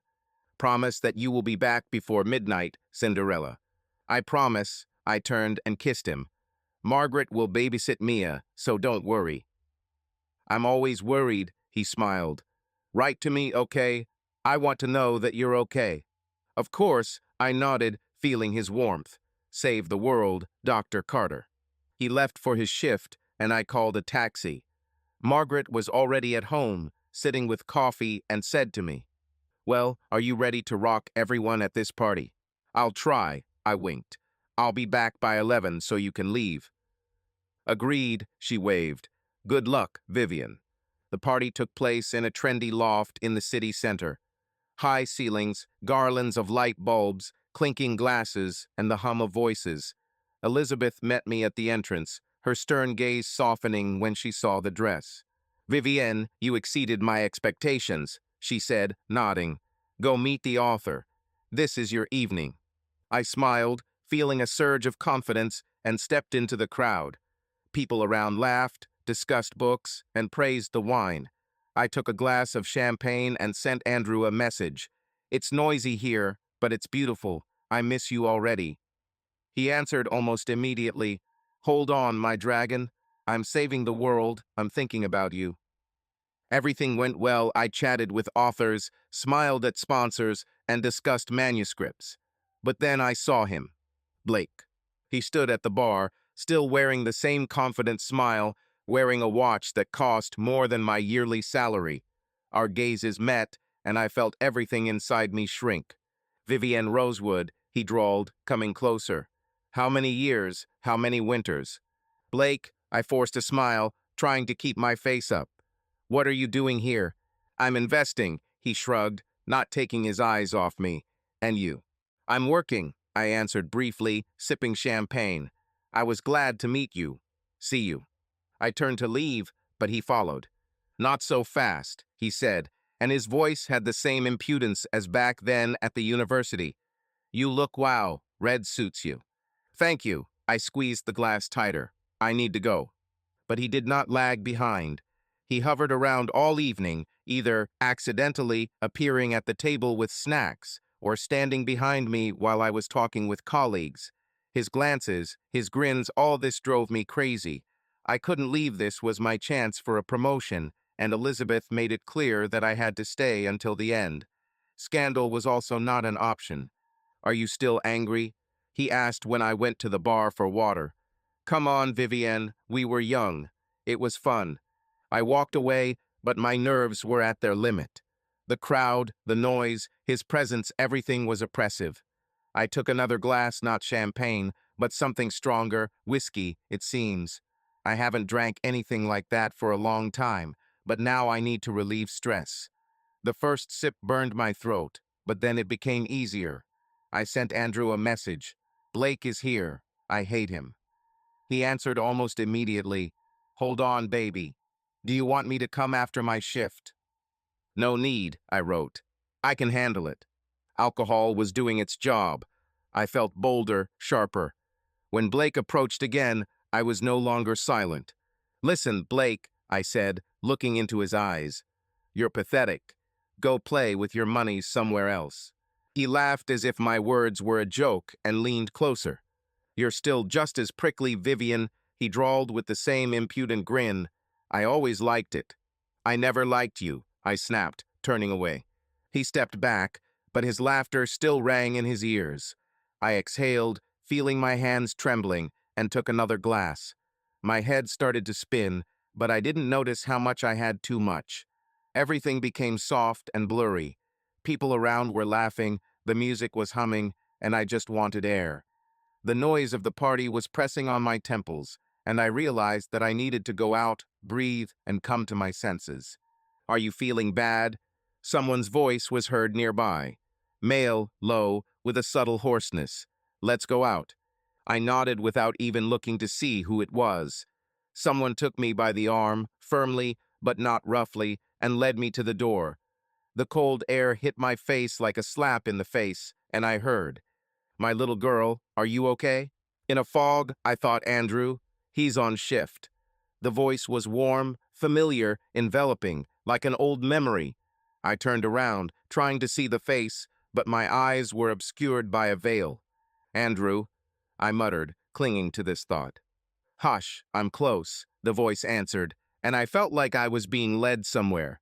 The last thing I remember is the sound of the engine, a stranger's hand on my shoulder, and the distant roar of the city dissolving into the darkness. My head was pounding, as if a hammer was pounding inside. I opened my eyes, wincing in pain, and felt my stomach clench with nausea. The light was soft, streaming through thick cream-colored curtains.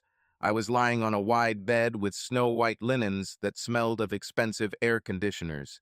This was not my home, not my bedroom. I sat up abruptly, and the room swam before my eyes. "Damn." I exhaled, pressing my palm to my forehead. My mouth was dry, the taste of whiskey mixed with something bitter. I looked at myself. My dress was wrinkled. One shoulder had slipped, but my shoes stood neatly by the bed next to my purse. An empty bottle of Evian water glistened on the nightstand. It was an expensive hotel, marble floors, designer lamps, the smell of money in the air. But why am I here? Steps. He came out of the bathroom, spacious, with a huge mirror and a glass shower. Blake. The shirt is unbuttoned, the hair is damp after the shower. On the lips is the same impudent grin, from which everything inside me broke. "Good morning, beauty," he said, wiping his face with a fluffy towel. "You look like you got run over by a limousine." I froze, looking at him. My heart sank somewhere down, and then began pounding so hard that I suffocated. No, no, no, no. This couldn't be true. Not with me. Not with him. "What am I doing here?" My voice trembled, broke. "What did you do, Blake?" He threw the towel on the chair and stepped closer, crossing his arms. "Seriously, Vivienne?" He chuckled, as if I was joking. "Don't make a monster out of me. You yourself didn't mind. Yesterday, you sang a different song." "What?" I jumped out of bed, but my legs gave way and I grabbed the edge. Nausea came over me. I covered my mouth with my hand. "You're lying. I would never. I wouldn't." "Oh, let's not do that." He rolled his eyes, as if I were a capricious child. "I just helped you relax. No need to pretend to be a victim now." "You're a bastard," I hissed, feeling tears burning my eyes. "I don't remember anything. How did I end up here? Why am I with you?" Blake shrugged, adjusting the cuffs of his shirt. "You passed out on the street. I caught you," he said calmly, as if he was talking about the weather. "I thought I'd take you home, but you started talking some nonsense about your doctor and the little girl. I rented a room here so you could come to your senses. And then, well, you know. I don't know anything," I shouted, and my voice became hoarse. "You took advantage of me, Blake. You have always been like this. That's enough." He stepped towards the door, picking up his jacket from the hanger. "You're an adult, Vivienne. No one forced you to drink. No one dragged you here by force. If you want to blame someone, look in the mirror. See you." The door closed with a quiet click, and I was left alone. Silence hit me like a concrete slab. I collapsed back onto the bed, gasping in panic. What have I done? How could this happen? I covered my face with my hands, trying to get something out of my memory. Party. Blake. Whiskey. A voice I thought was Andrew. My little girl. Was it him? Or was I delusional?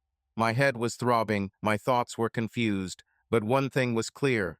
My life had just been shattered into pieces. Nausea set in again, and I rushed to the bathroom. I vomited into the toilet, tears flowing down my cheeks, mixing with the cold water I used to wash my face. I looked in the mirror pale, with dark circles under my eyes, mascara running. It wasn't me. Not the Vivian that Andrew loved. Not the one who built a family for 5 long, happy years. How could I? I whispered to my reflection. How could I let this happen? I returned to the room, grabbed my purse with trembling hands, and pulled out my phone. The screen lit up, and I gasped. 23 missed calls. Messages from Andrew, Margaret, Elizabeth. I opened a chat with Andrew. The last one came at 2:14 am. Vivienne, where are you? Margaret said you're not at home. Answer me, I'm worried. Before this, are you still at the party? Is everything okay?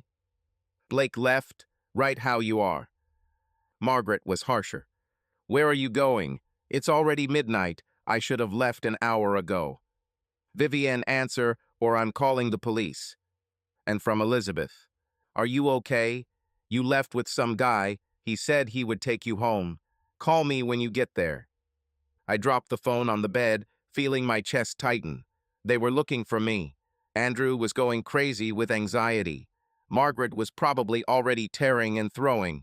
And Elizabeth saw me leave with Blake.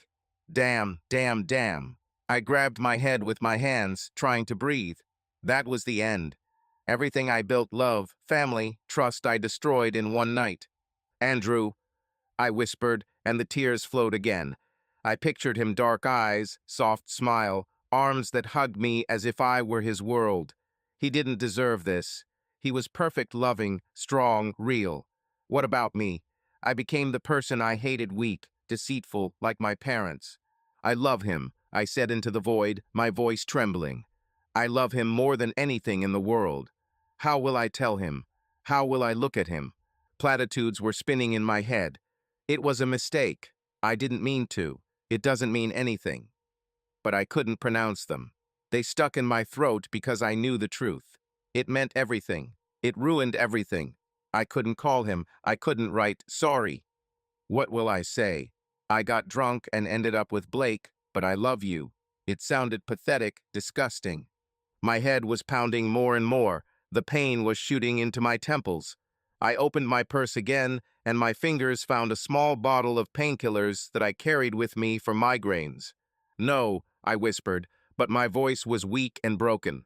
No, I can't. I sat and tears fell onto my palm. The world has shrunk to this luxurious room, to this moment. How do I get out of this hell? The light hurt my eyes. I blinked, trying to figure out where I was. My head was buzzing, but not as much as before. The pain was dull, muffled. The smell of antiseptic filled my nose, and the hospital bed creaked under my back. I heard the beeping of instruments, footsteps, distant voices. Alive. I was saved. Vivian, a soft voice nearby. Feminine, calm. Can you hear me? I turned my head. Sitting nearby was a woman in a white robe, with short dark hair and attentive eyes. The badge read, Dr. Claire Morris, psychologist.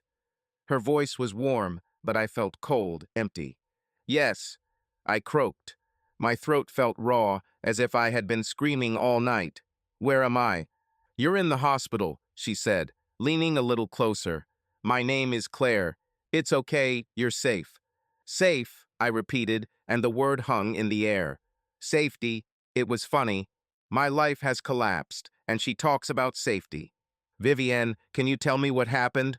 Claire asked. Her tone remained even, but I could hear her choosing her words carefully. What's the last thing you remember? I closed my eyes, feeling tears burning my eyelids. What could I say? I don't remember. I lied, my voice shaking. Everything is like a fog. That's normal, she nodded. Alcohol and stress could affect memory. But you're here, and we'll figure it out. You are not alone. Not alone. It sounded like a joke. I was alone inside. Where the fire had previously burned, there was now emptiness. I was supposed to think about Mia, her curls, her laughter, but I didn't think so. Why? Where is she in me? I tried to find her in my heart, but it was quiet there, like in the grave. Who found me? I asked, afraid of the answer. Hotel maid, Claire said. She called an ambulance. I nodded, feeling the nausea creeping in again. The door to the room creaked, and I heard familiar voices. Margaret and Lillian burst into the room like a hurricane. Margaret is in her immaculate jacket, but with red eyes. Lillian with disheveled hair, as if she had fled here from Seattle. Vivian, damn it! Margaret stepped towards me, her voice trembling with anger and relief. What are you doing? Do you even understand what we went through? Vivi. Lillian came up from the other side. Her hand lay on mine. Lord, I thought we lost you. I looked at them, but could not speak. The tears flowed silently, but inside there was nothing. No joy, no warmth. Mia wasn't with them, and I didn't even ask why. She shouldn't be here in this nightmare, but I didn't feel the pain of her absence. This scared me the most. Vivienne, say a word. Margaret crossed her arms, but her voice softened. We spent half the night looking for you. Andrew. She fell silent, and my heart sank. Andrew. I didn't ask about him. I couldn't. Fear gripped his throat. What does he know? Where is he? I was afraid to even think that he was nearby, that he saw me like this. Where is he? I blurted out, but I immediately regretted it. The voice was weak, almost pleading. Margaret and Lillian looked at each other. Claire raised her hand to stop them. Let's not now, she said quietly. Vivienne, you need to rest. We'll talk later when you're ready. I'm not ready, I whispered. I'll never be ready. You can handle it, Lillian squeezed my hand tighter. We are here. We won't leave. I nodded, although I didn't know if I could. Fatigue fell on me like a heavy blanket. Claire stood up, her chair creaking. I'll give you a few minutes, she said. Vivian, try to sleep. This will help. She left, and I closed my eyes. Margaret and Lillian were saying something quietly, but I wasn't listening. Their voices mixed with the squeaking of instruments and became muffled. I was falling asleep, and suddenly I heard them again, this time from the corridor, distantly, like an echo. She's in serious condition, Claire's voice, calm but serious. This is not just physical. Her psyche is broken. She needs help. Long-term help. And Andrew, Margaret, sharply, does he know? Not yet, Claire sighed, and I'm not sure she's ready to hear it.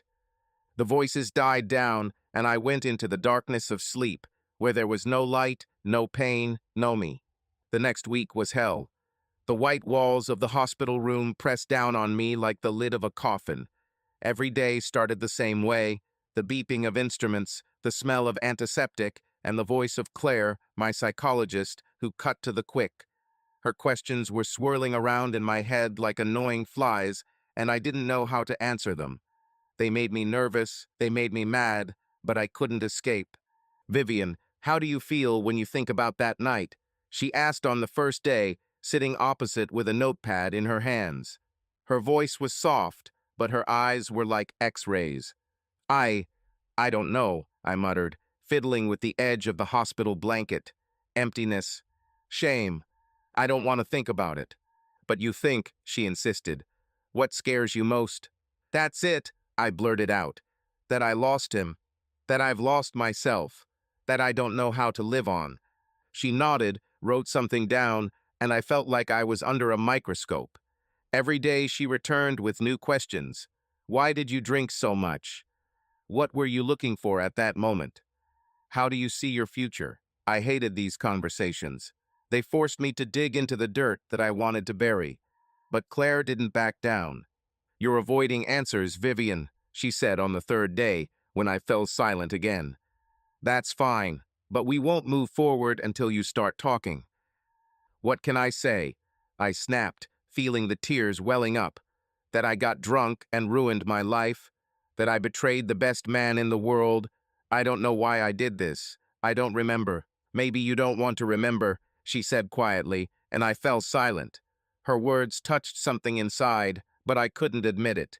Margaret and Lillian practically lived in the hospital. Judging by how often they appeared, logic dictated that Mia ended up with Andrew, so he didn't leave. This thought was both a relief and a knife in the heart. He didn't abandon her. He didn't abandon us, at least not yet. But will he forgive me? I didn't know. I couldn't even ask.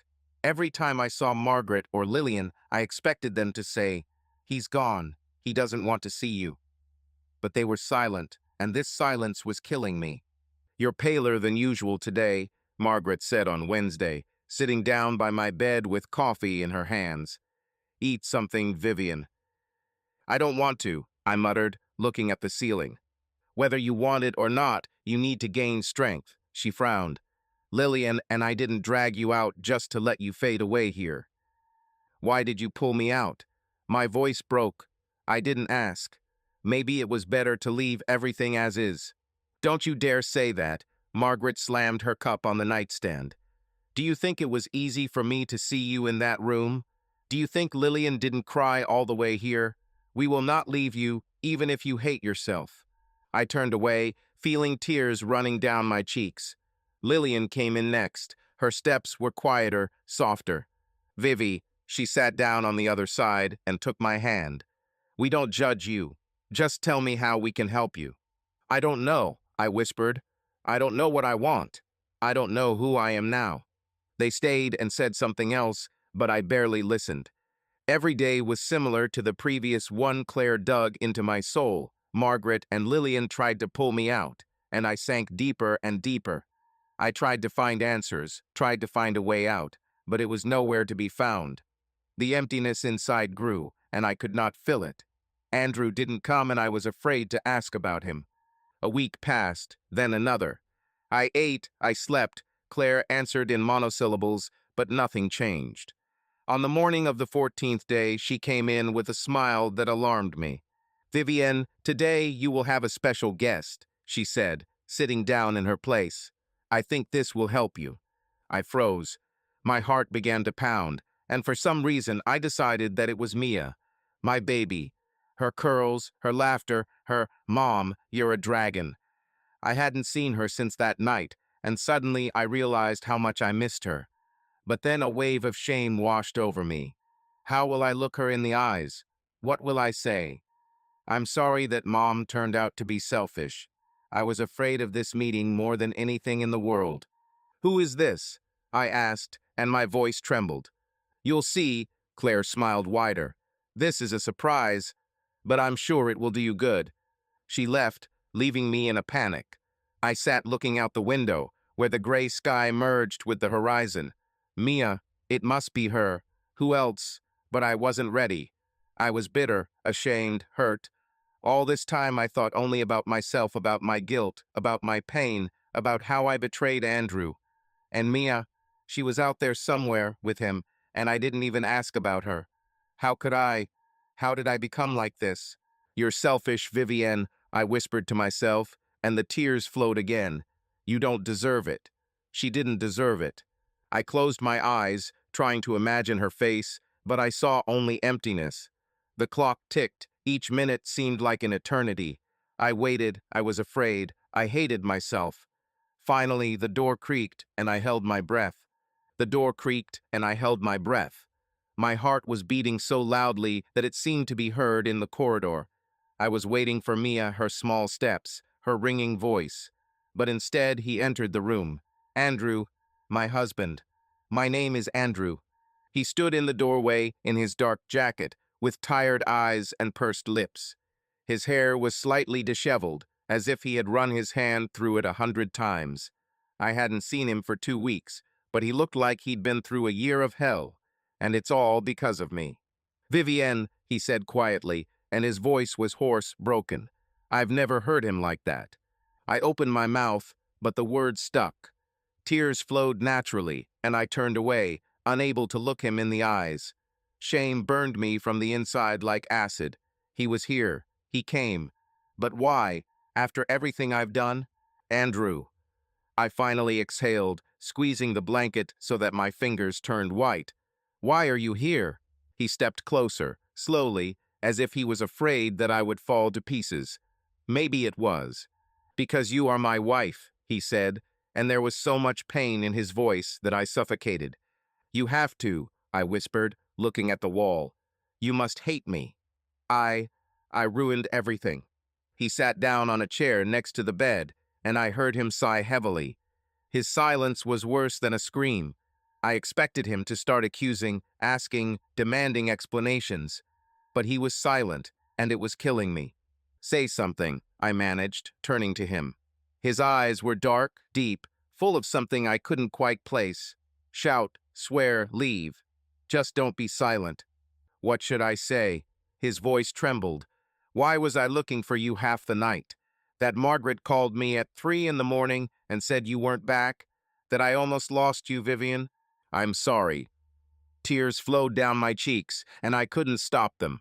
"Do you even understand how I felt when they told me you were in the hospital?" "I don't know," I sobbed. "I don't remember how it happened." Andrew closed his eyes, and I saw his hands shaking. He knew. "Why didn't you call me?" he asked quietly. "Why didn't you tell me you were feeling bad? I would come, Vivian. I would give up everything. I just wanted to handle it myself." And this is what it led to. He shook his head, and I heard his voice break. "You almost died, and I didn't even know what was happening to you." I was silent because I couldn't justify myself. He was right. I was selfish, a coward. I had destroyed us, and now he sat here, looking at me with such pain that I couldn't breathe. "Will you leave?" I burst out, and fear squeezed my throat. He looked at me for a long time, and I saw love and pain fighting in his eyes. "I don't know," he said finally. "And Mia?" The voice trembled. "Is she with you?" "Yes," he nodded. "She's at home. He asks where Mom is. I don't know what to tell her." "Don't tell her," I whispered. "Please, she shouldn't know what I'm like." "She knows you're in the hospital," he interrupted. "I said you were sick. That's all she understands so far." I nodded, feeling tears dripping onto the blanket. Mia, my baby. I hadn't thought about her all this time, and now it was tearing me apart. How could I forget her? How could I be like this? "I don't deserve you," I said quietly. "Neither you nor her." "It's not for me to decide," he replied. "But you have to get out of this, Vivian. For her sake. For your own sake." He stood up, and I panicked. "Don't go," I blurted out. "Please, Andrew." "I need to go," he said, and his voice was firm, but his eyes were shining. "I'll come back, but not today." He turned and walked out, leaving me alone. The door closed with a soft click, and silence fell over me like a wave. I curled up on the bed, hugging my knees, and sobbed. He didn't leave completely, but I felt like I had lost him. Maybe not forever, but definitely now. An hour later, Claire returned. She sat down next to me and put her hand on my shoulder. "How was the visit?" she asked quietly. "Terrible," I sobbed. "He knows. He hates me." "He has come," she said. "This is already something. Did you see the anger in him?" "No," I shook my head. "Only pain, and that's worse." "Pain is not the end," Claire squeezed my shoulder. "That means he cares. But you need to work on yourself, Vivian. Are you ready?" "I don't know," I whispered.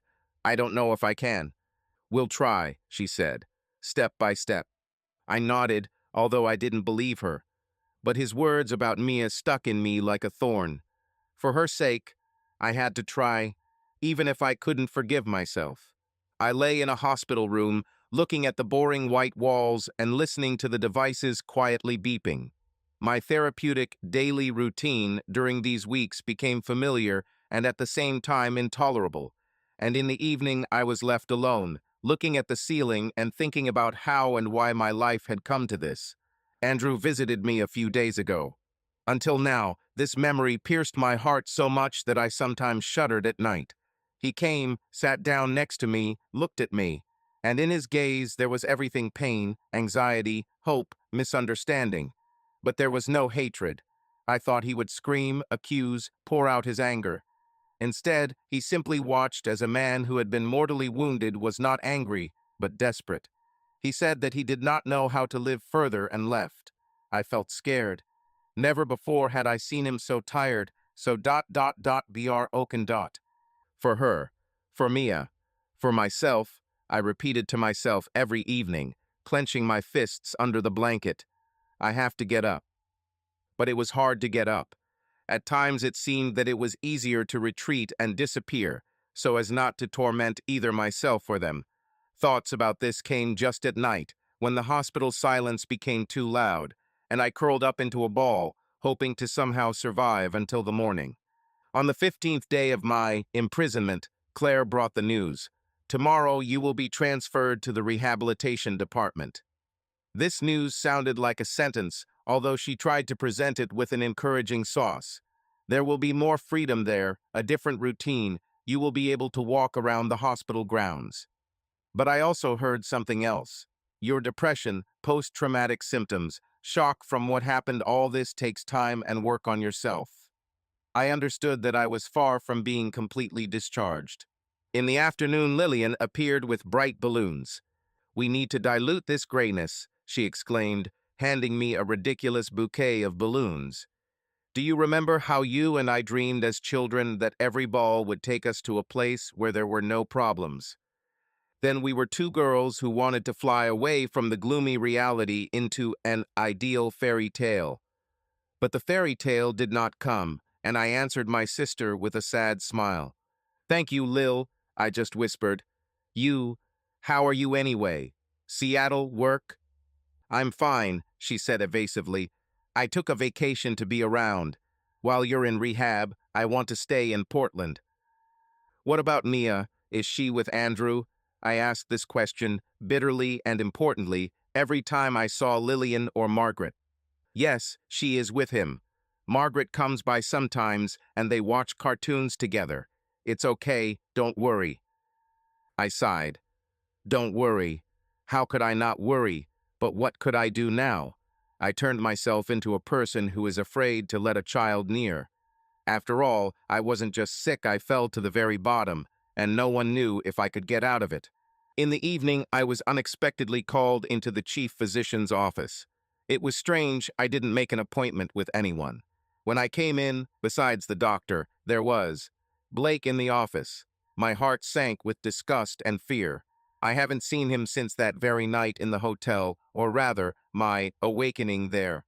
His face still exuded self-confidence and power, but in his gaze I caught something new, a shadow of concern.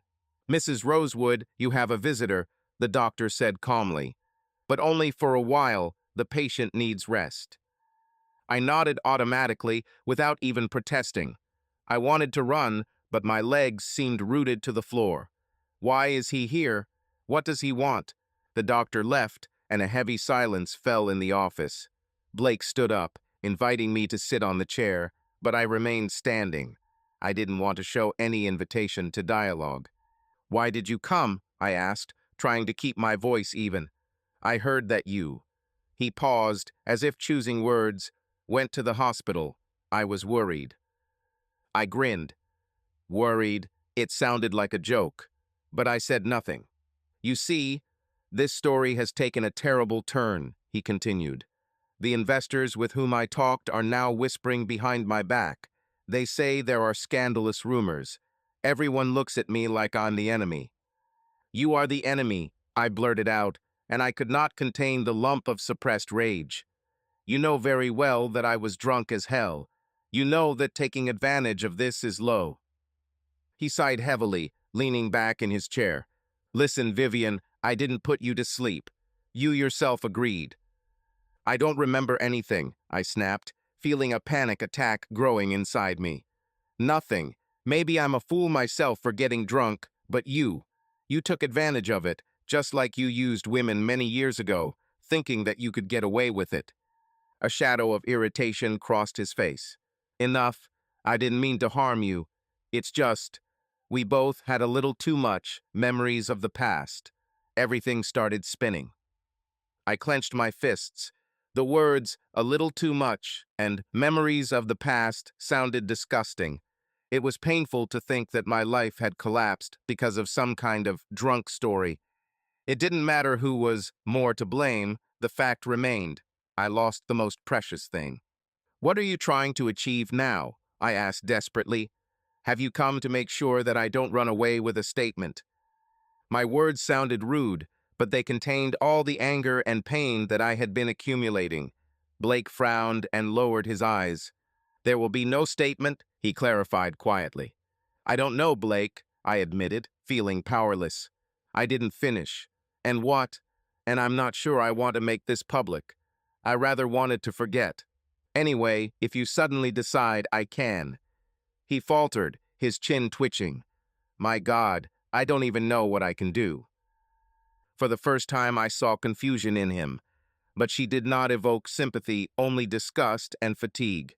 "Leave me alone, Blake." I swallowed the lump in my throat. "Leave. I don't want to see you. I'm already terrible." He wanted to say something, but fell silent, stood up, and, after hesitating a little, left the office.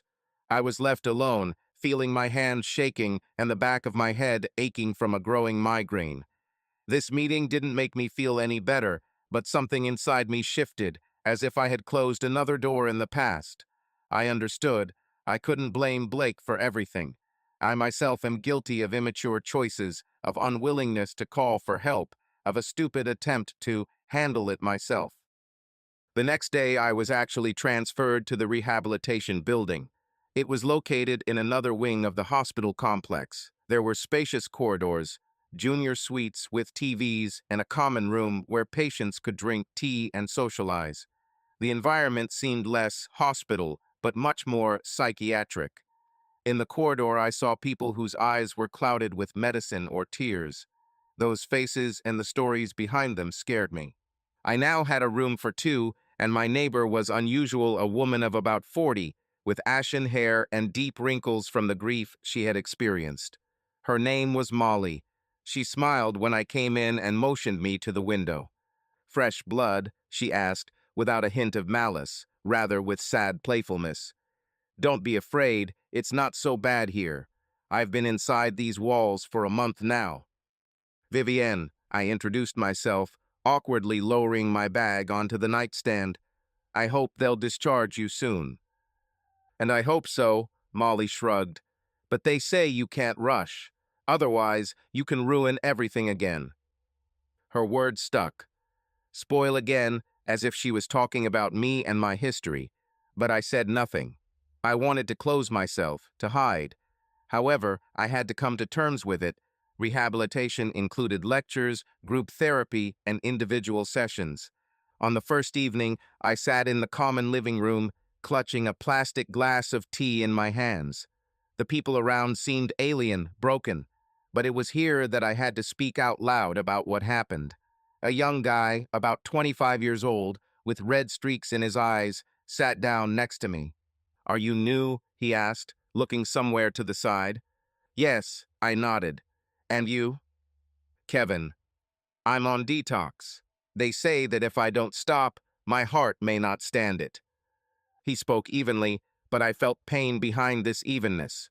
There was no condemnation of me in it because everyone here has their own trouble, and it suddenly gave me the feeling I'm not the only one who's confused. That night, I slept in fits and starts, my head filled with confessions of people I barely knew, but whose destinies seemed to resonate with mine. A couple of days later, Claire gathered us in a circle. We sat on chairs, forming a closed space where people talked about the most personal things. Molly said that her husband raised his hand to her many years ago, but she endured it because she was afraid to be alone. Then their child died, she broke down and began taking sedatives in large quantities. Now I am recovering from addiction. When it was my turn, I felt my mouth go dry. My heart was pounding, my palms were sweating. The words got stuck in my throat. But the group waited, watched calmly and without judgment. I needed to say at least something. "My name is Vivienne," I squeezed out, feeling my voice tremble. I don't have an addiction, but depression, stress. Because of a mistake, I lost my family. That is, I didn't completely lose it, but I'm here because I couldn't cope. I tried." The words were cut off, my throat tightened with a spasm. I tried to do something stupid. I was saved. There was silence in the room, in which my breathing sounded. "You took a very important step. You admitted that you need help." Claire looked at me encouragingly. Here, no one will judge you for your mistake. Each of us is here to pick up the pieces. Tears welled up in my eyes. On the third day of my stay in rehabilitation, Margaret looked into the ward. "Can?" she asked quietly, as if knocking on a non-existent door. "Yes, come in," I nodded, squeezing my fingers so that my nails dug into my palm. "Are you?" "How?" "Fine." Margaret walked to the bed and sat down. Her stern features softened as she saw me cowering under the blanket. "Listen, here's the thing. Mia wants to see you. I asked Claire and she said, if you don't mind, we could have a short meeting here in the chat room." My heart almost stopped. I missed her so much that it physically hurt, but at the same time I was wildly afraid of meeting her. What does it feel like to look into the eyes of a child whom you abandoned, albeit involuntarily, even in a fit of despair? And what will I tell her? "Yes, I want to see her," I whispered, feeling the lump in my throat growing. "Of course, I want to." Margaret nodded and left, saying that she would return with Mia in an hour. I frantically tried to come to my senses, at least to put my face in order. But in the mirror, I saw a pale woman who had aged a little over these weeks, with a sad look. An hour later, I was led into a small room that resembled a classroom at school, a couple of chairs, a low table, a soft lamp. I sat down and folded my hands in my lap. The door opened. Margaret led Mia in by the hand. "My baby has grown up. It seemed that over these weeks her curls have become even longer." She entered timidly, looking at me with huge eyes. Claire stood nearby. She nodded to me, as if saying, "I'm nearby if anything happens." "Mother?"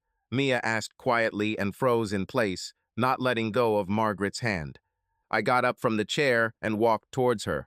My heart was pounding so hard that it seemed like it was about to fly out of my chest. "Mia, baby." The voice broke into a whisper. "Sorry, I missed you so much." Mia let go of Margaret's hand and ran into my arms. I squeezed her small body, feeling her cry against my chest, and I couldn't hold back my tears. We stood there, hugging each other for several long minutes without saying a word. The whole world seemed to dissolve. "Mom, are you sick?" she finally asked, raising her wet eyes to me. "Dad said you were sick." "Yes, a little." I ran my hand through her curls. "But I'm being treated. I'll get better soon and be back." She nodded and snuggled again. My heart was torn with guilt and love. How could I be such a fool? How could I afford all this? But Mia knew nothing about my mistakes. For her, I remained a mother, and it was both a blessing and an unbearable burden. Margaret and Claire sat quietly, giving us a chance to be together. Mia talked about how her dad reads her bedtime stories, how Aunt Margaret teaches her how to bake cookies, and sometimes they go to the park to feed the ducks. I listened, nodded, trying to smile, but inside everything was twisting from pain. "When will you return home?" Mia asked hopefully. "I don't know for sure," I answered honestly, feeling my heart squeezing. "But I will try very hard to make it happen as soon as possible." "Do you promise?" "I promise, baby."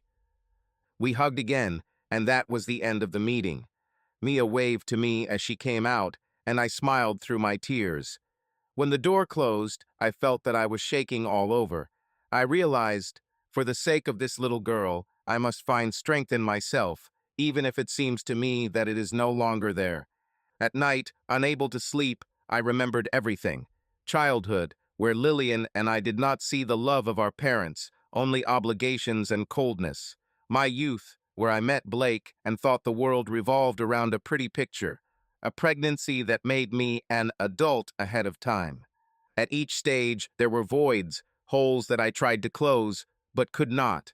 And now these voids have torn me apart again. I knew what happened to Blake was more than just a drunken mistake. It was a relapse of old complexes, the old habit of being a follower, not being able to say no, and asking for help when it was really needed. I didn't justify myself, but I felt that if I didn't get to the bottom of the reason, I would fall again and again. "There you are." Molly sat down next to her, wrapping herself in a robe. "Can't sleep either?" Yes, too many thoughts, I said, wrinkling my nose from the bitter taste of coffee. I thought I'd get some air, but the rain doesn't stop. It's always raining here, Molly grinned. I'm already used to it. It seems to reflect our state, right? We were silent. Molly sipped her tea, I sipped my cold coffee. Listen, Vivienne, she suddenly said quietly. You're a good mother. I saw how happy your daughter was with you. Don't let the past rob you of your future. I bit my lip, holding back the tears that welled up. Her words went straight to the wound. I'm trying, I whispered, but I don't know if my husband will forgive me. And will I forgive myself? If there is love, everything is possible. Molly looked at me with strange wisdom in her eyes. The only question is whether you both have enough strength and patience. I nodded. I spent the rest of the night in heavy thought. In the morning, I got up and went to an individual session with Claire. We blame ourselves too often, forgetting that every person has a limit, Claire said, holding a list of questions in her hands. Vivian, you fell, yes, but now it's important to understand what made you come to the cliff. What step was missing to stop? I sat on the couch, hugging my knees. I wanted to hide, but I had to answer. It seemed to me that I should cope on my own, not burden them with problems. And I'm afraid to ask for help. Probably the fear that I will be considered weak, used, unnecessary. Claire nodded, making notes. Continue. I lived and rejoiced, but inside, I probably didn't believe that happiness could last forever. When I saw Blake, I was very angry, but I couldn't leave either. Alcohol dulled my emotions for a while, and then everything just got out of control. Perhaps I myself took a step towards trouble. Tears rolled down my cheeks, but I didn't try to hold them back. Claire gently handed me a napkin. How do you feel when you say this?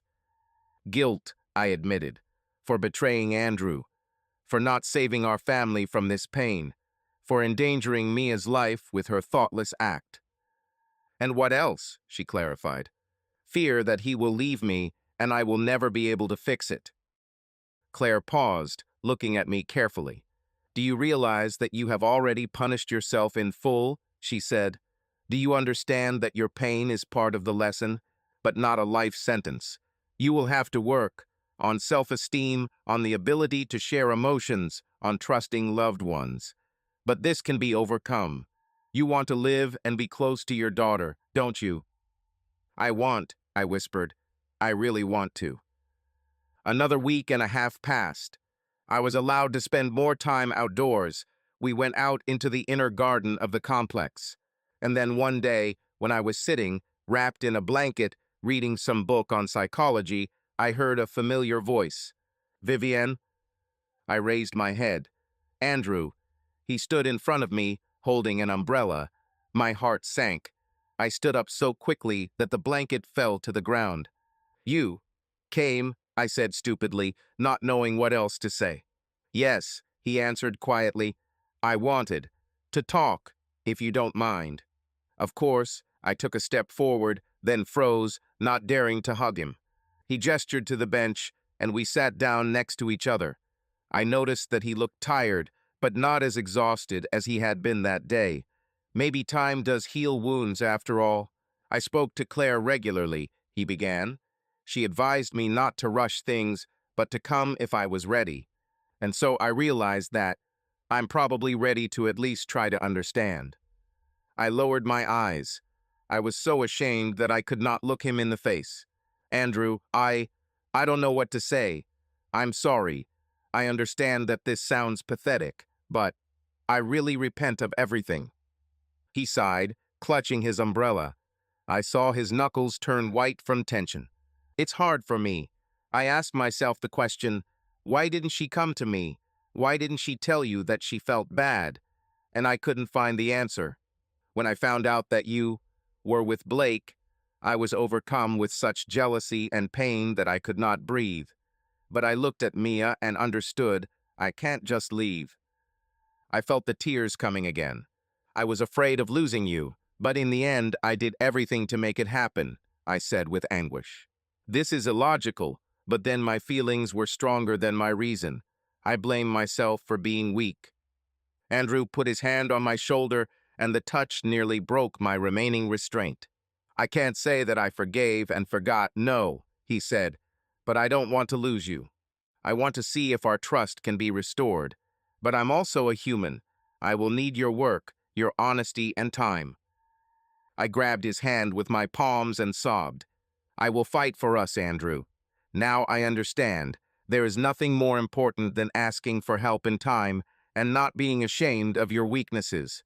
I I will learn, I promise. We sat there until the rain got heavier.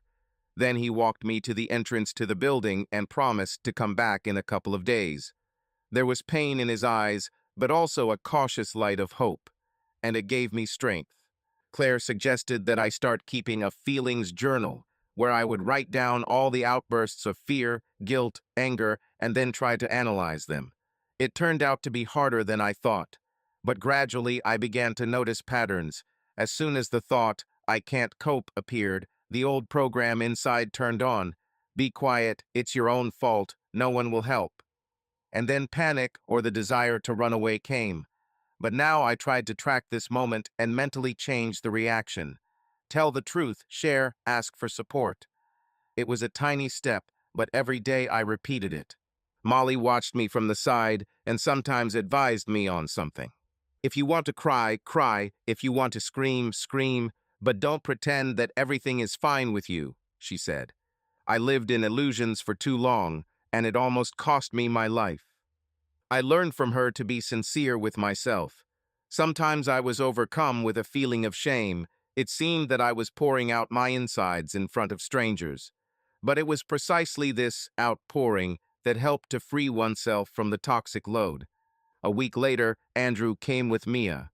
Mia happily ran along the paths, collected wet petals, and laughed. I held Andrew's arm, not daring to believe that all this was reality. He was a little tense, but tried to act calm. It seemed like he had decided to give me a chance.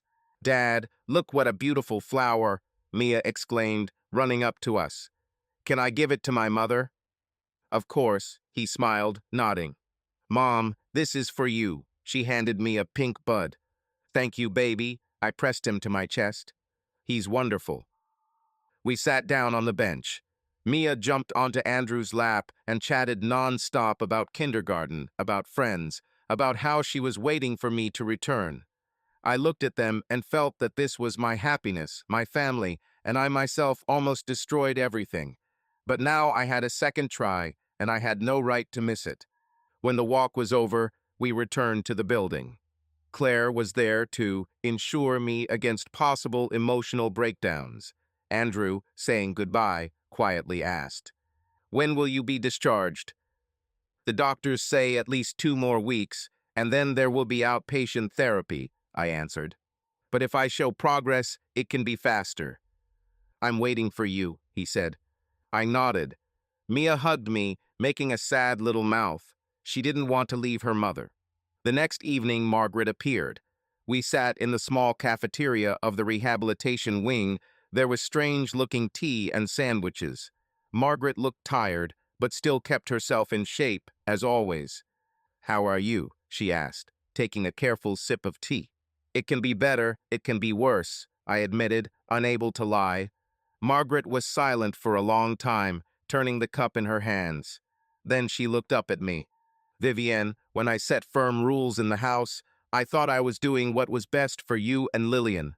I wanted you to be strong, independent, and not suffer from love for unfaithful husbands. But it seems I went too far, and you learned one thing, not to show weakness. And then, everything exploded." I put the sandwich down, suddenly feeling a burning desire to burst into tears. But she took a deep breath. "You did what you could, Margaret. I don't blame you.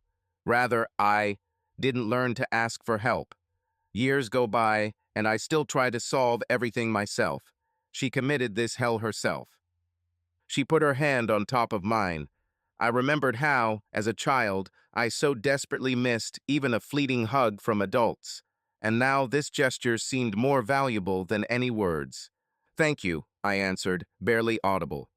We sat in this strange cafeteria for another hour. remembering the past, discussing the future. More than 2 weeks passed in the rehabilitation department. I felt like I was becoming a little stronger, a little more confident.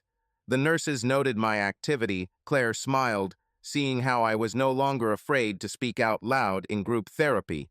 Yes, the pain and shame remained, but they were no longer paralyzing. On the eve of discharge, I received a letter from Lillian. Vivi, I have to go to Seattle for work. Don't worry, we'll be in touch. But if anything happens, I'm ready to rush to you at any moment. I believe that you can do it. I love you, your sister. I smiled while reading. Probably, a year ago, I would have been upset that she was leaving at a crucial moment. But now I understood. Everyone has their own life, and she gave me enough warmth and help. Now everything depends on me. A day later, Claire appeared in the ward with papers. Well, Vivienne, I have good news.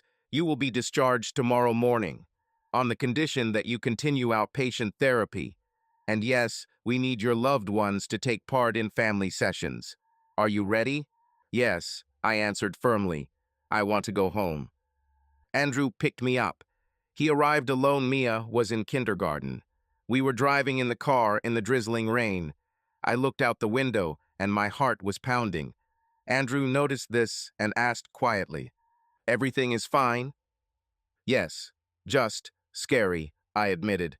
He nodded slightly, got out, walked around the car, and opened my door. He extended his hand, and I grabbed onto it like a drowning man would grab a life preserver. We entered the house. It was quiet there. Mia's baby boots stood in the hallway, and my old scarf hung on a hanger. Everything seemed familiar, and at the same time I felt like a stranger. "I've prepared the guest room if—" Andrew began, a little embarrassed. "Suddenly, you want a little privacy." I thanked him with a glance. It was sad to realize that we no longer sleep in the same bed. But I understood, trust is not restored in a snap. I took a small bag and went upstairs. I saw our bedroom. The door was neatly closed. I decided not to go there yet. Mia returned in the evening. As soon as she saw me in the living room, she shouted joyfully, "Mother!" I knelt down, and she threw herself into my arms. It was happiness, so strong that everything inside turned over. Margaret appeared next, taking some shopping bags. I thanked her. She stayed for dinner. Andrew sat next to me. We talked about abstract topics, how Mia learns new words, what cartoons she watches. After dinner, Mia dragged me to her room. "Mom, look how my dad bought me an album with stickers," she happily boasted. Together, we put up one sticker every night. "Great baby," I smiled, feeling in my heart that I had missed so many moments. "Can you stick it on me too?" "Yes," she grabbed my hand. "Glue it here. It will be a dinosaur princess." We laughed, and I suddenly thought, Dinosaur Princess is an exact reflection of myself. On the outside, she is strong. On the inside, she is a vulnerable girl. When Mia began to fall asleep, I kissed her on the top of her head and quietly whispered, "Forgive me, baby, that I missed so many evenings." She was already closing her eyes and just snorted in her sleep. My heart sank. I left her room, trying not to cry. I saw Andrew standing in the corridor. "Are you okay?" he asked quietly. "Yes, just emotions," I admitted. "I'll go to my place." He nodded, and I walked past, dreaming that he would hold me, hug me, and say, "Everything will be fine." But he didn't. I understood that the wound in his soul was still too fresh. Weeks passed. I returned to work at the publishing house, albeit on a shorter day so as not to be overloaded. My colleagues looked at me curiously, but Elizabeth kept them at a distance, protecting my space. She silently returned my projects to me and gave me time to join the process. I was grateful to her. Working meant feeling like a person again and not a patient. Andrew and I lived like neighbors trying to rebuild their relationship. He remained attentive, helped me with Mia, and brought food. Sometimes we talked in the evenings about everyday life, about the future. But between us, there was a wall of guilt and fear. I felt that he did not dare to approach me, and I was afraid that any movement of mine would look like violence against his feelings. But everything changed gradually. One day, after returning from work, I entered the house and found Andrew preparing dinner. Something was bubbling on the stove, fish was baking in the oven. "Hello," he turned around. "I didn't know you'd come so early." "The traffic jams weren't too hard," I answered, inhaling the aroma. "It smells delicious. Should I help?" "Yes, set the table," he suggested. I began to take out plates and cutlery, and then I felt him come up behind me and quietly say, "Thank you for coming back." Just 3 words, but I almost burst into tears. I turned around and looked into his face. There was no previous deep resentment in his eyes. There was still sadness, but also something warm. "I'm here, Andrew," I said quietly. "I'm not going anywhere." We stood there, looking at each other, until the smell of slightly burning fish came from the oven. He grabbed the mitt, snatched the baking sheet, and I laughed through my tears. It was the first time in months that we laughed together. Looking back, I see how cruel life can be. She hits the weakest points, pulls out all fears, forces you to face the monster inside yourself. But at the same time, I see what strength the love and support of loved ones gives. Without Margaret, Lillian, without doctors and psychologists, without Andrew's patience and Mia's love, I might not have been able to cope. Life is cruel, but not hopeless. We are not powerless as long as there is at least a spark of desire within us to fight. Yes, I hit rock bottom. Yes, I pushed myself to the edge of the abyss. But you can even get out of the abyss if you don't close your eyes to the outstretched hand, and if you yourself are not afraid to take a step towards salvation. Thank you to everyone who listened to my story. It wasn't easy, and I'm still scared to look back. I know that many questions remain unanswered, especially about that night and how Andrew saw it all. Are you interested in the sequel? If so, then perhaps later Andrew himself will tell how he experienced it with his own eyes. I think his voice will explain a lot. Let me know what you think. Subscribe to our channel so that your love doesn't cheat on you, and go ahead and listen to the next story, because this story is nothing compared to the next one. If you're under 18, don't even think, click to the next one.